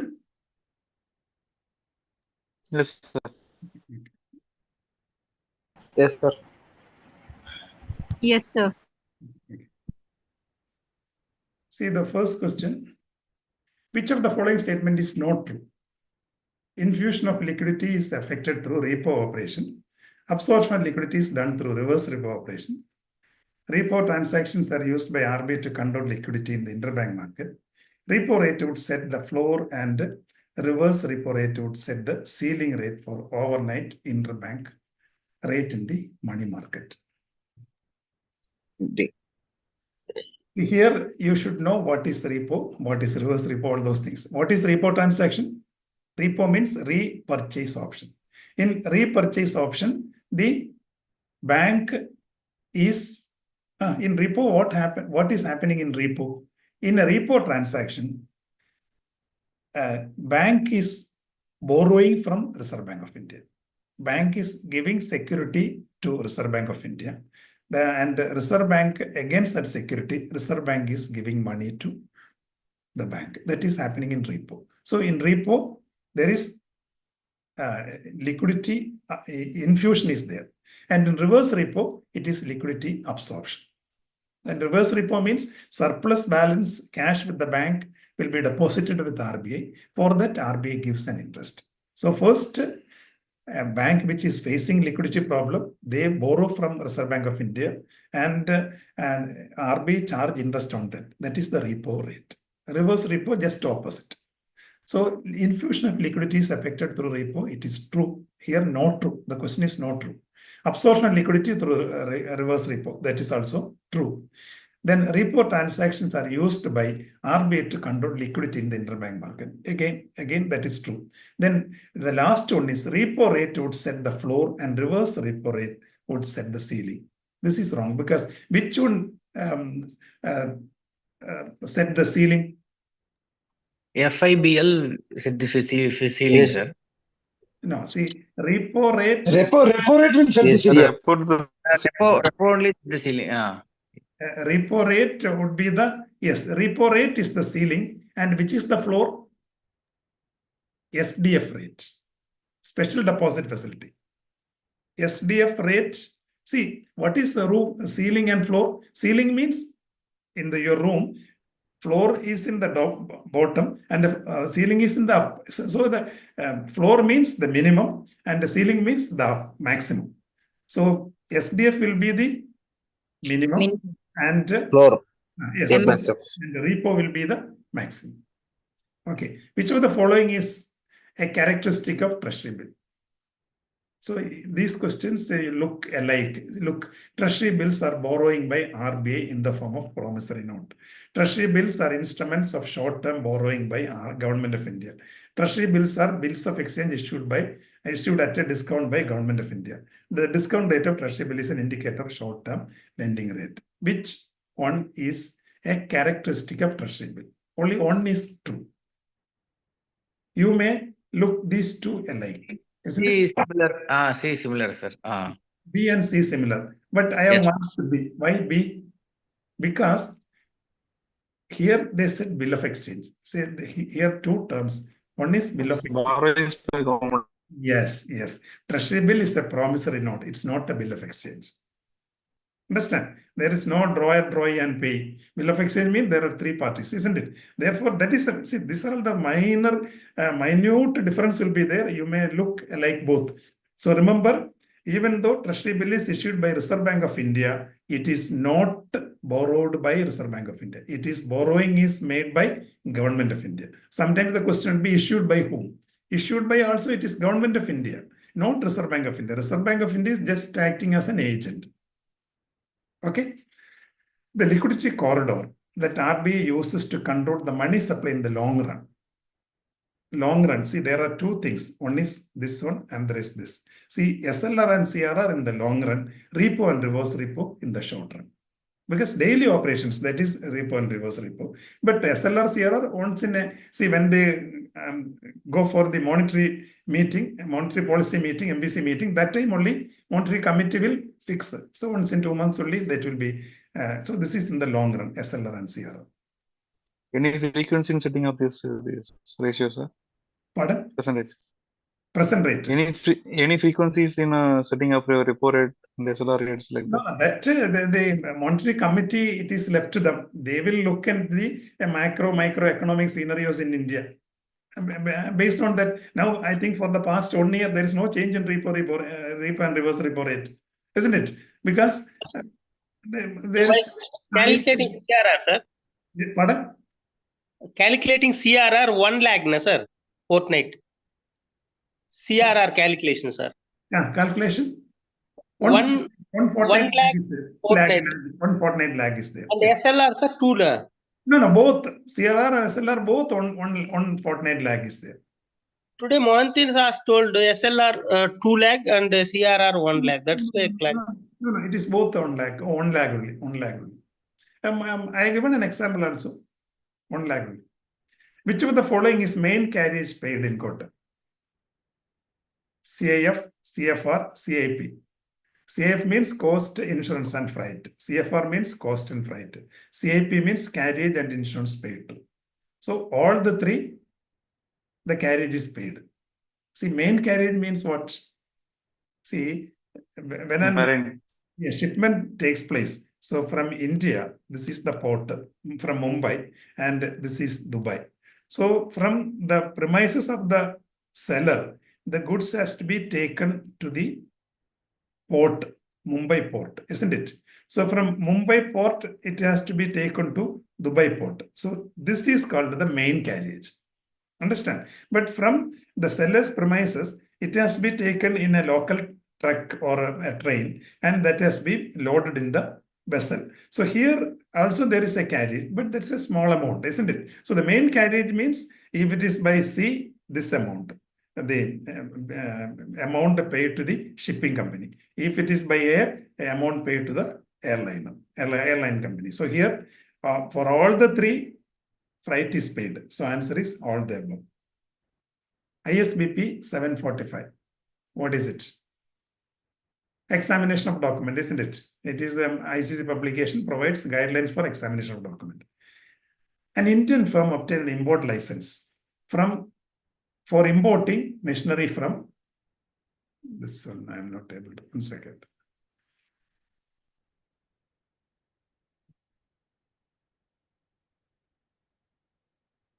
From Japan, and the validity of the license is 10th January. In respect of validity of the license, which of the following is correct? See, if somebody wanted to import an item, then they have to obtain the import license. There are two things. Certain items, a license is not required because that is mentioned in the foreign trade policy, FTP or EXIM policy.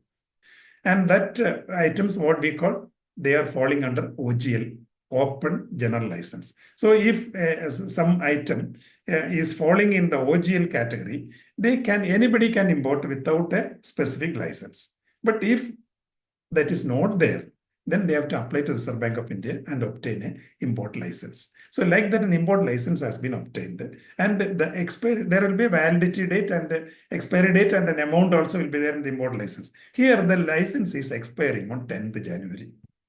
So in this case, which one is correct? The exporter should ship the goods and submit the relative document for negotiation on or before 10th January. Ship the goods on or before 10th January. It should reach Importers Bank in India on or before 10th January. Should reach Indian port on or before 10th January. Which is correct? It is shipment to be done on. Yes, shipment. They should ship the goods on or before 10th January. That is the correct date. And then subsequently, they can present the document to the bank for negotiation. They can take 5 days and then they can send to the bank in India. They can also take 5 days and they can make the payment. Which of the following have to be complied for grant of a loan by a resident to NRI? See, somebody, some relative in India, they wanted to give a loan to a non-resident. It happens. A non-resident wanted some money urgently. So which one is correct? Which of the following have to be complied with? Loan is free of interest and minimum maturity of the loan is 1 year. Borrower's personal requirement or for business purpose. Business includes chit fund, nidhi fund, agriculture, plantation, real estate, etc. Loan proceeds may be credited to the NRO account. Loan account shall be remitted outside India. So these are all the 5 statements. Then A, 1 and 2 only, 1, 2 and 3 only, 1, 2 and 4 only, 1, 2, 3, 4 and 5 only. Answer is C, because here. What is incorrect? Agriculture chit fund not permitted, and repatriation and from NRO not permitted. Yes. Chit fund, see, NRI, they are not allowed to do business connected with plantation or agriculture activities or financing activities. They are not. And the repatriation is also not permitted. Who among the following undertake make the payment of the bill drawn under a letter of credit? Applicant, advising bank, negotiating bank, opening bank. Which bank? Who is undertaking to make the payment on a bill drawn under letter of credit? Opening bank. No, you may have a doubt. It is the responsible applicant. No, who is giving the undertaking? Undertaking is given by the opening bank. Sir, one doubt in the previous question. Loan is free of interest. Because if see an NRI wanted to take a loan from a resident relative, it should be free of interest. Then if they're paying interest, it becomes a business. It's not permitted. An NRI is not supposed to take an amount on loan from a relative, individual. They can avail a loan from a bank in India for certain items, house construction or something like that. It is limited. NRI. Here, as per RBI guideline, if NRI wanted to take a loan from a resident relative, it means individual. Here is not from a bank. It should be free of interest. Okay, sir.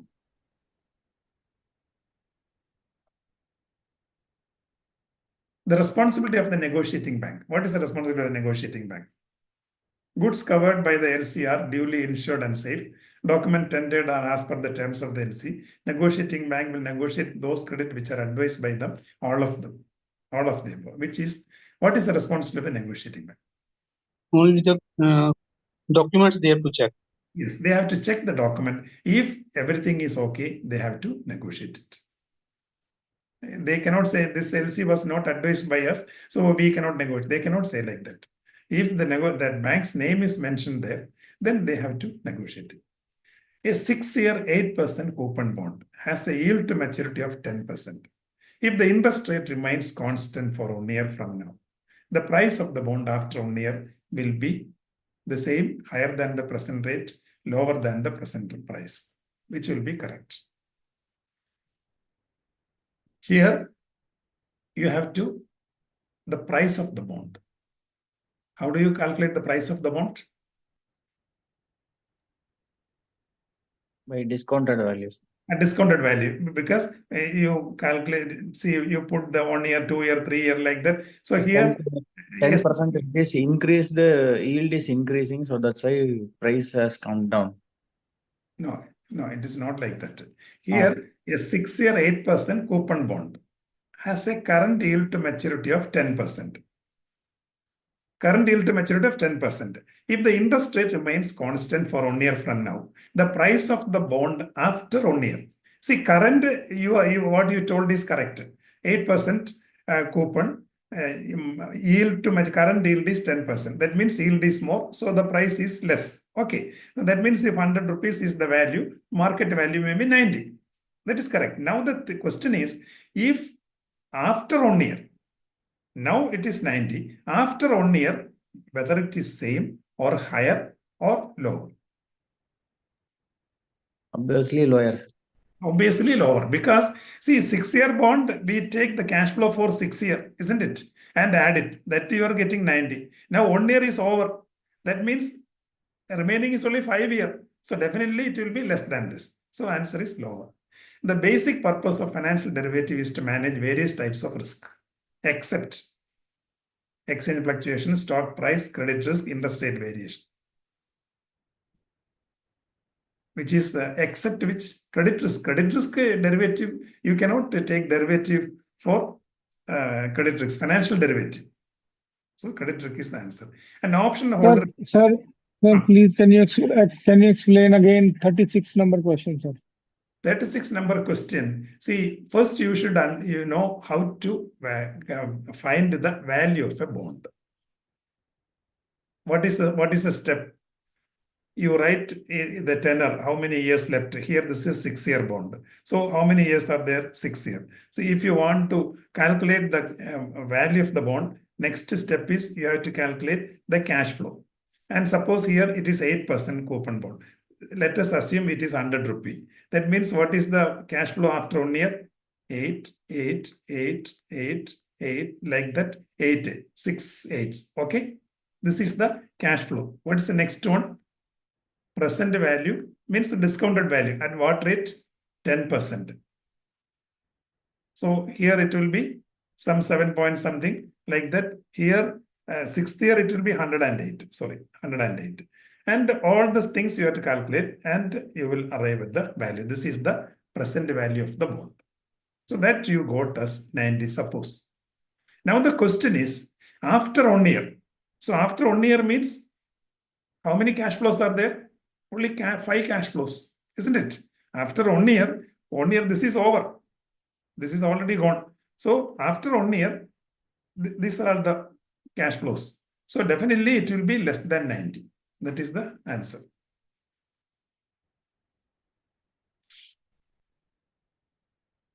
Is it clear? an option holder will exercise a put option when the price of the security is, here the option is a put option. Put option means a right to sell. Right to sell. When did he exercise the option? When Price of future the will be low. When price going down. price of the Expected to go. see, For such price lower than the strike price. lower than the price, market price is lower than the strike price plus premium. This is the correct answer. Here below the strike price is there, but plus premium it should be less than, otherwise there is no point. If you want, I will give an example.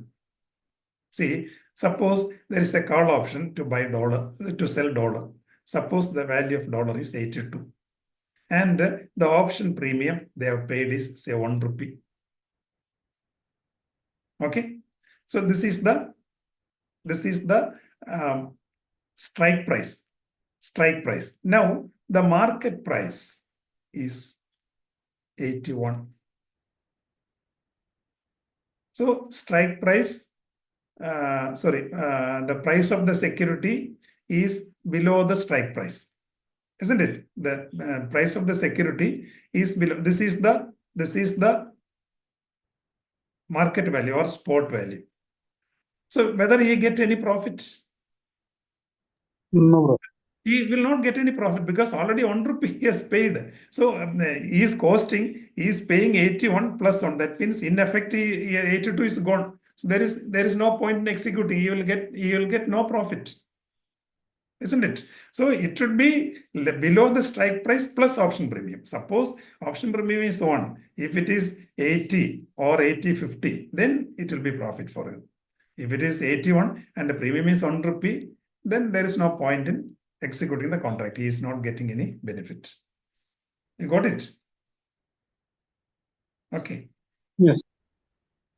Next, which of the following statement is true about moneyness is true with respect to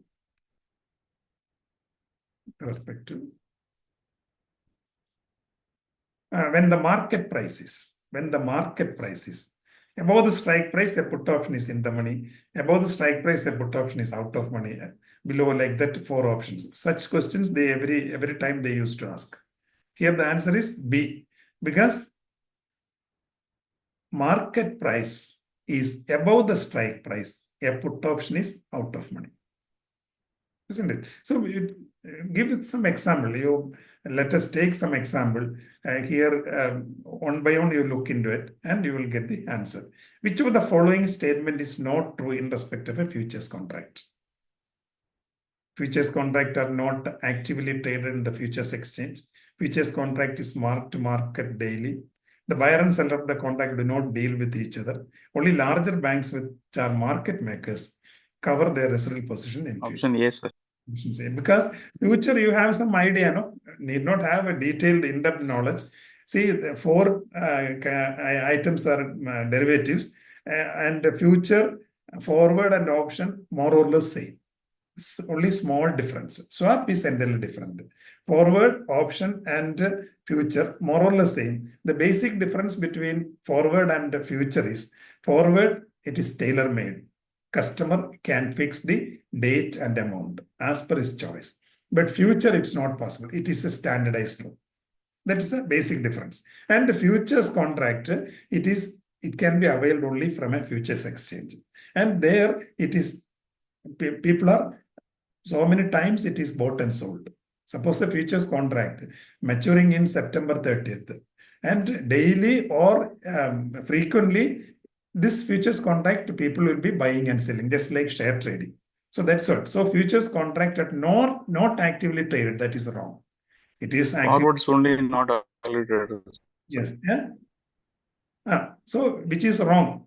Which is not true. So futures contract is not that is wrong. It is actively traded. And the other 3 are correct.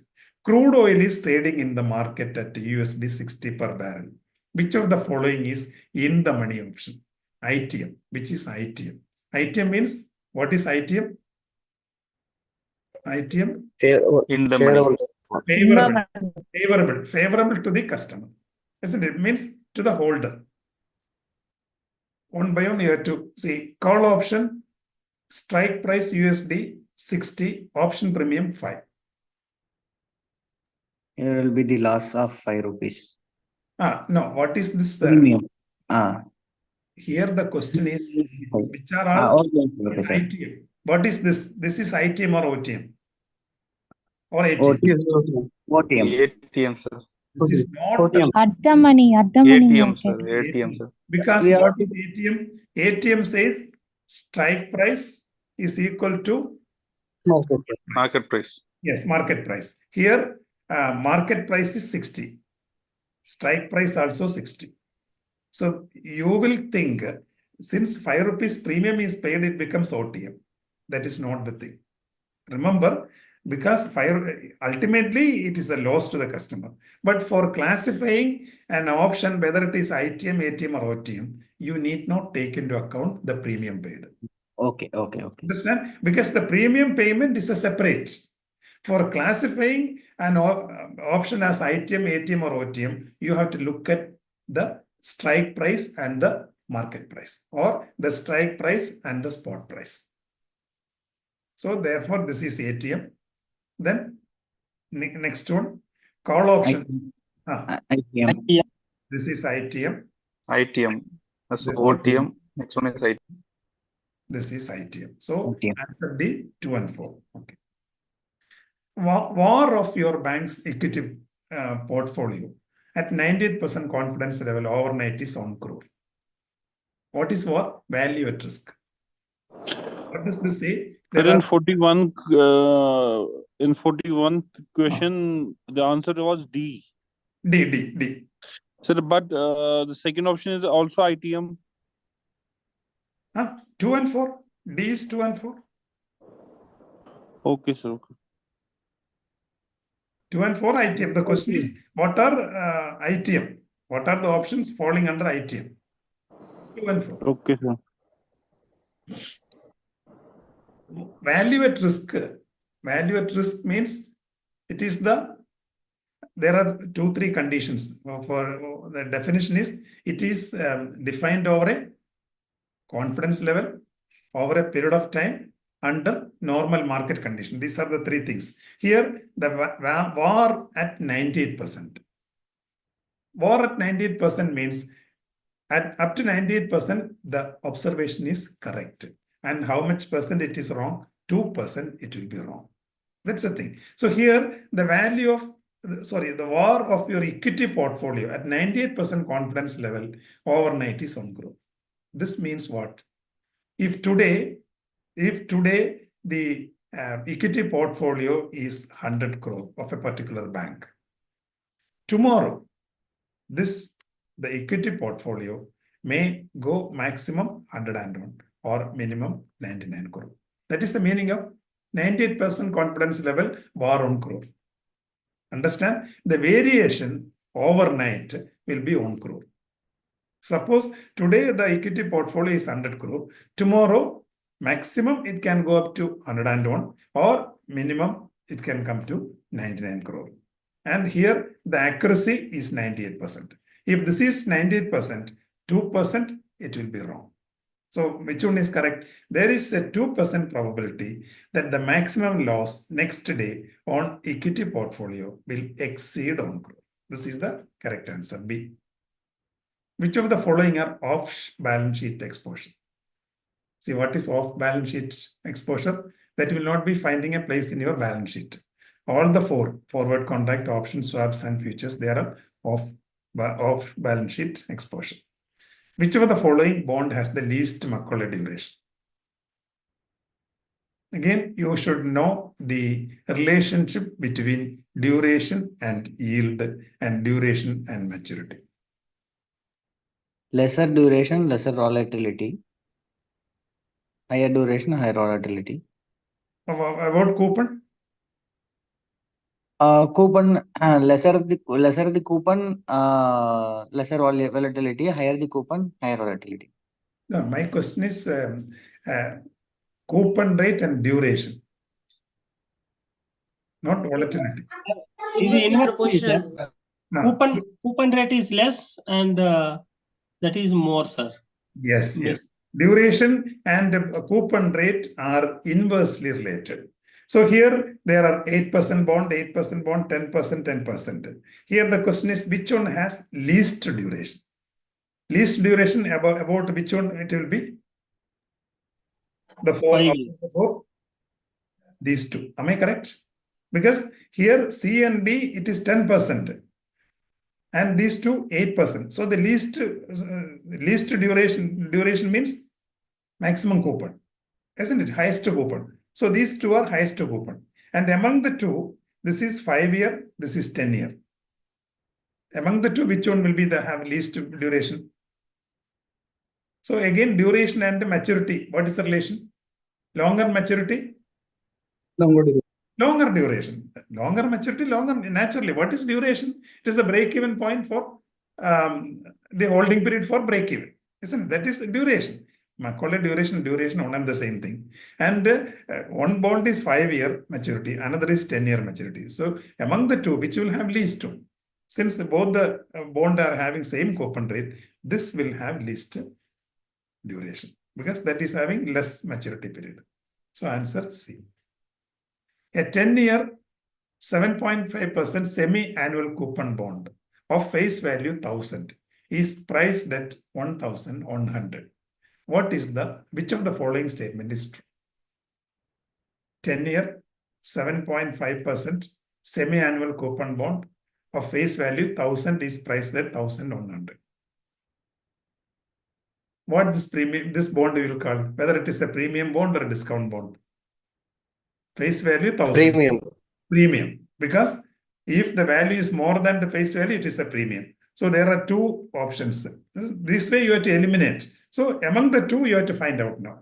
These two ruled out because it's not a discount bond, it is a premium bond. Now among the two, you have to fix one. For that, here coupon rate is 7.5%. Price increased. Price increased. So market rate what would decreased. Yes. Less so, than. Less than B. On expiry date, the exercise value of a call option is on expiry date means the due date.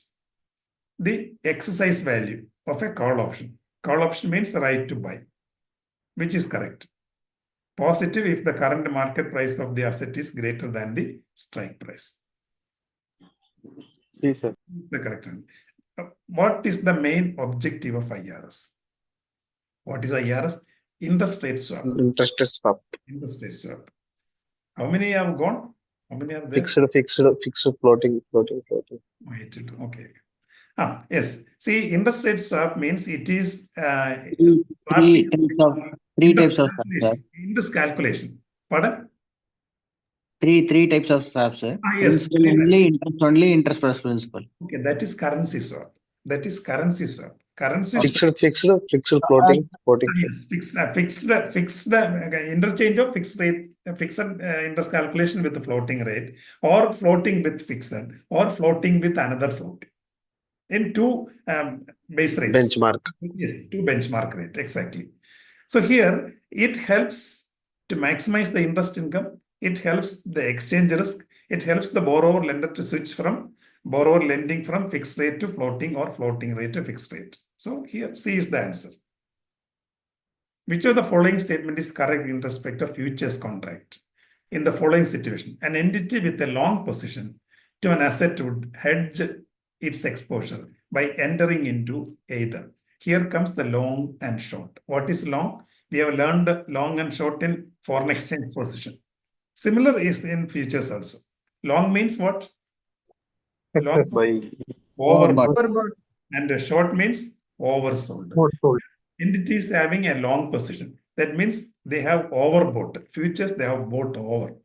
Now what they will do? Which one will be correct? Short futures contract or by buying a put option.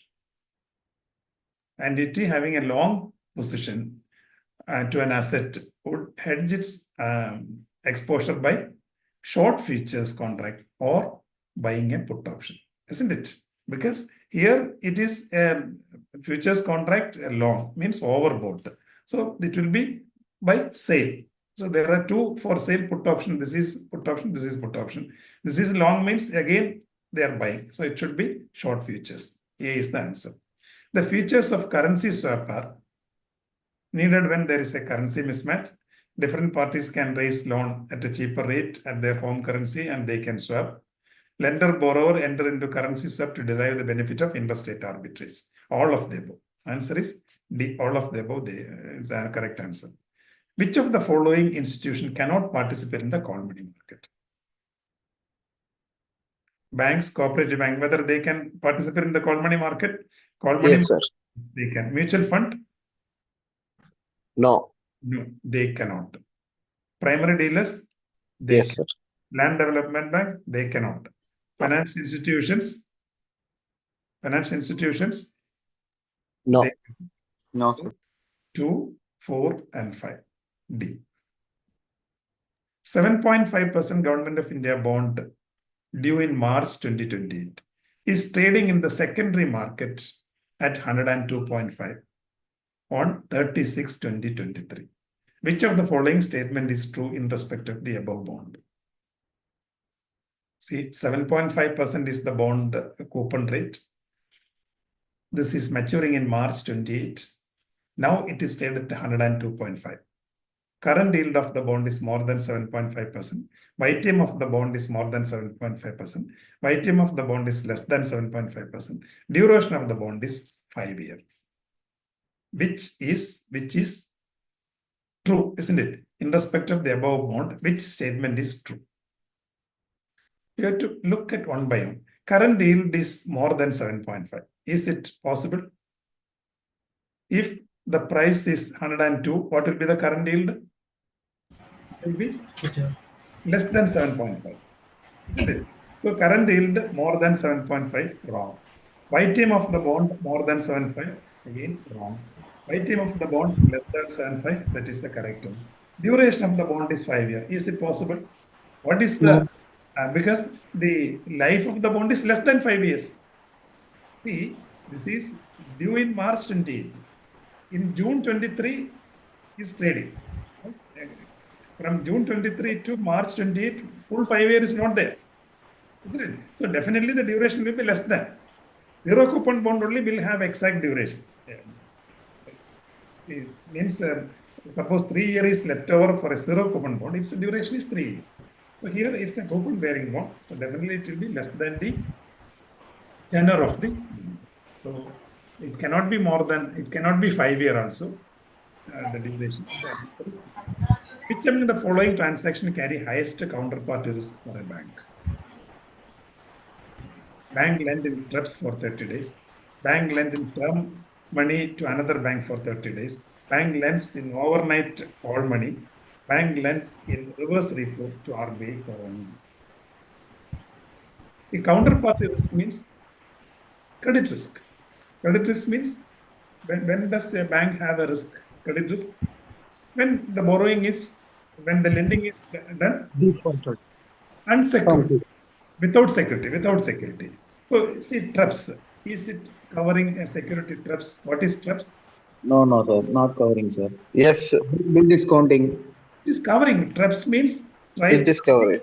tri-party repo. Okay. Collateral. Collateral Yes, is yes, there. yes, So this is yes. secured.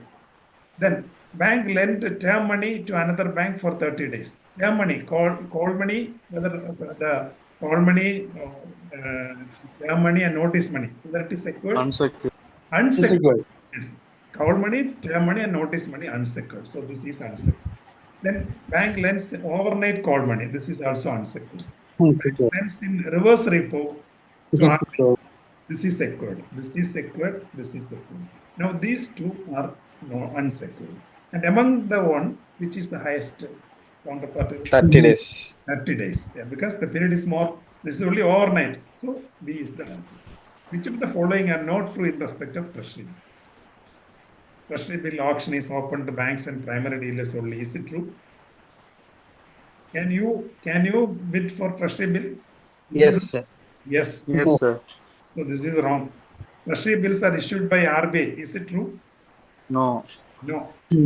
Treasury bills is a negotiable instrument. Is it true? Yes. Yes. Treasury bill are issued at a discount? Yes. Yes. Yes. For retail investors, the allocation of treasury will restricted to 5% of the notified. Yes. So, answer, which is not true. What is the question? Which are not true. Not One true. and One and two. One and two answers. 1 and 2. Okay. Which of the following hold good for commercial paper? Issuing entity must have minimum net worth 4 crore. Is it true? What is the net worth required? Yes, sir. 5 crores, sir. Huh? Is it true? No, sir. What is the net worth required? 5. 100 crore. 100 crore net worth, not the size. Size is 5 lakh. Here, this is wrong. CP can be bought back after 7 days. Is it true? 30 days. 30 days. This is wrong. But 7 days, there is a question. What is it? Buyback. Tenor. No, minimum tenor. Sir, 7 days Yes. buyback option is there, sir. I read it some treasury. 7 days buyback option is there. I repeat, CP, it is 30 days. Certificate deposit, it is 7 days. Oh, CD is not. Yes, sir. It is 7 days, 30 days. Certificate deposit, it is 7 days. They are issued in the form of promissory note. Yes, sir. Yes. In order to enhance the credit rating, CP can be secured by floating charge. Is it possible? Is it true? No, that is wrong. Minimum size per instrument, 5 lakh. Yes, sir. Cooperative societies are permitted to issue CP. No. No. So, 1, 2, and 5, isn't it? Answer C. So 3, 5, and 6, which are true. No, which are true. 3, 5, and 6. Cooperative societies are permitted to issue CP. They are issued. They are permitted as per the latest guideline. They are permitted. Which among the following are not a characteristic of certificate deposit? Bank can extend the loan against COD. Is it true? No. No, sir. No loan. So this is wrong. COD is a bill of exchange. Yes, sir. COD is a bill of exchange. No. No, it is not a bill of exchange. COD insulate issuing bank against embedded option risk. What is embedded option? Pre-closure. Pre-closure. Whether pre-closure is allowed in COD? No. Not allowed. Not allowed. Then buyback they can do after 30 days. 30 days. 7 days. 7 days. 7 days. In the event of winding up, the investor in Tier 2 bond of the bank will be paid ahead of investors. No. This is also wrong. So here the question is, which are not a characteristic? B. 1, 2, 4, and 5. 3 is corrected. COD insulates issuing bank against embedded option risk. This is true because premature closure is not allowed. The two things are there. One is no loan. Number 2, premature closure also not allowed. So there is no embedded risk, embedded option risk. That is what a bank is insulated. Bank is not facing embedded risk. Or premature closure, the customer comes, they put say 100 crore in COD. After some time, it comes for pre-closure. Whether the bank is liable to pay? No, they need not pay. So they are insulating the risk. They need not pay. So that is 3 is true. All others are wrong. I think this is the last slide. A bank has more USD liability than assets and base currency in USD INR appreciation. So if the rate is like this, which is the base currency? USD or INR? USD. This is base currency and this is quote currency. This is base when the rate, suppose the rate is like this, SGD USD. This is base currency and this is quote currency. The first one is the base currency. Okay. Now, a bank has more USD liability and the base currency appreciates. So which currency is appreciating? USD. USD is appreciating. USD is appreciating. What is liabilities increase. Liability increases. So there will be loss. Okay. Which of the following is not a money market instrument? 45 days market repo in a 20-year bond, 10 days TREPS lending against a 10-year bond, a corporate debt with residual maturity of 18 months, 2 months CP with residual maturity of 20 months. Yes.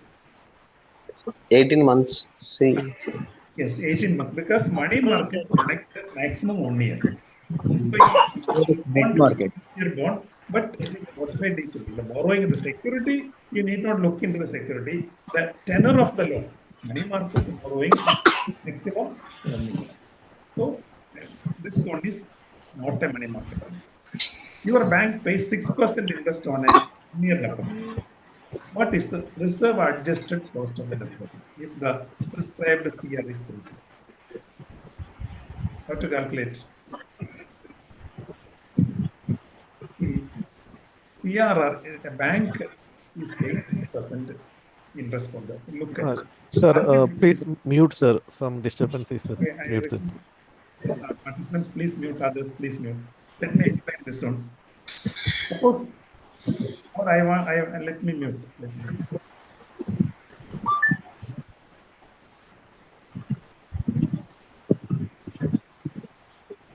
Biju, I cannot mute. I'm not able to mute. Yes.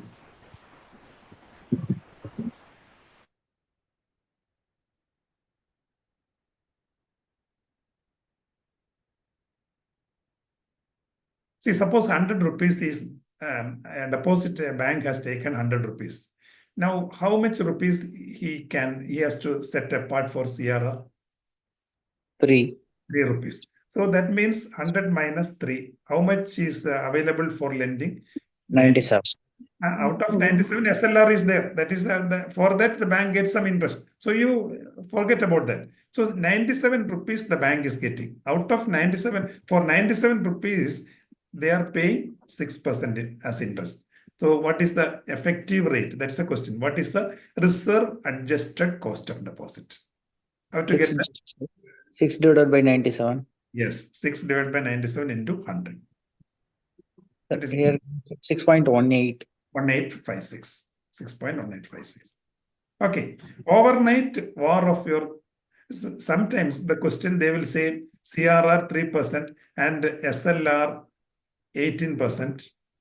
And SLR security, you will get say 5%, something like that they may give. So in that case, what you have to do? 3 rupees CRR, there is no income, and 18 rupees, 5% return will be getting, and like that you have to solve it.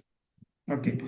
Overnight war of your bank's investment portfolio at 95% CL is 1 crore, assuming that 300 data points in a year. Which of the following is? Again, a question on war. Investment portfolio at 95% confidence level is 1 crore. Assuming 300 data points in a year. That means working days are 300 days in a year. Which of the following? See, 300 days, this is 95% is correct. That means how much percent wrong? 5%. The information will be wrong. So out of this, which one is correct? Maximum likely loss on the portfolio will be 1 crore. Yes, the maximum likely loss can exceed 1 crore in 15 days time. How do you get the 15 days time? 5%. 5%. 5% of 5% of 300. Exactly. Borrowing of commercial bank in money market should not exceed what percent of the capital funds in any given day? 125%. 125. Yes, 125. Because average in a fortnight should be 100%, but on particular day it can go up to maximum 125%. So the maximum can go for 125. Not 100. It is 125%. Okay, I think we have covered. Now, any more doubts?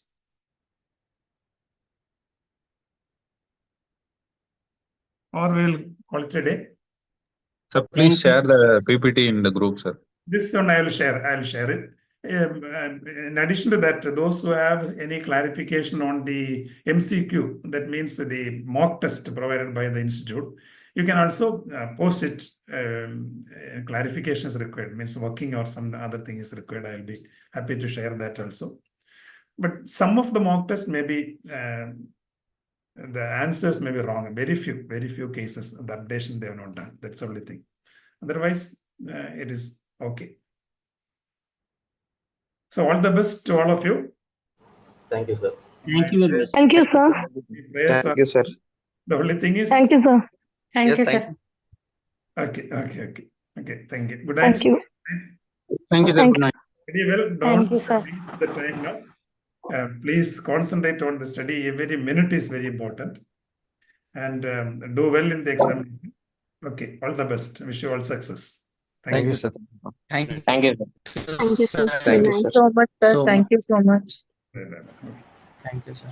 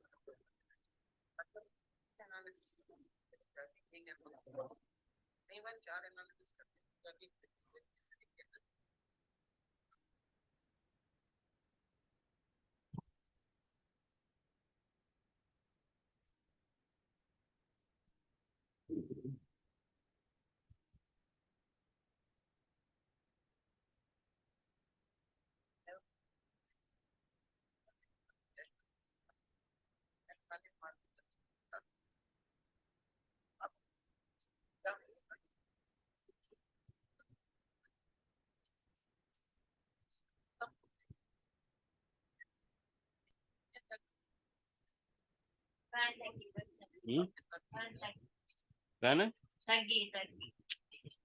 గాలి నాకు సరిపోదు.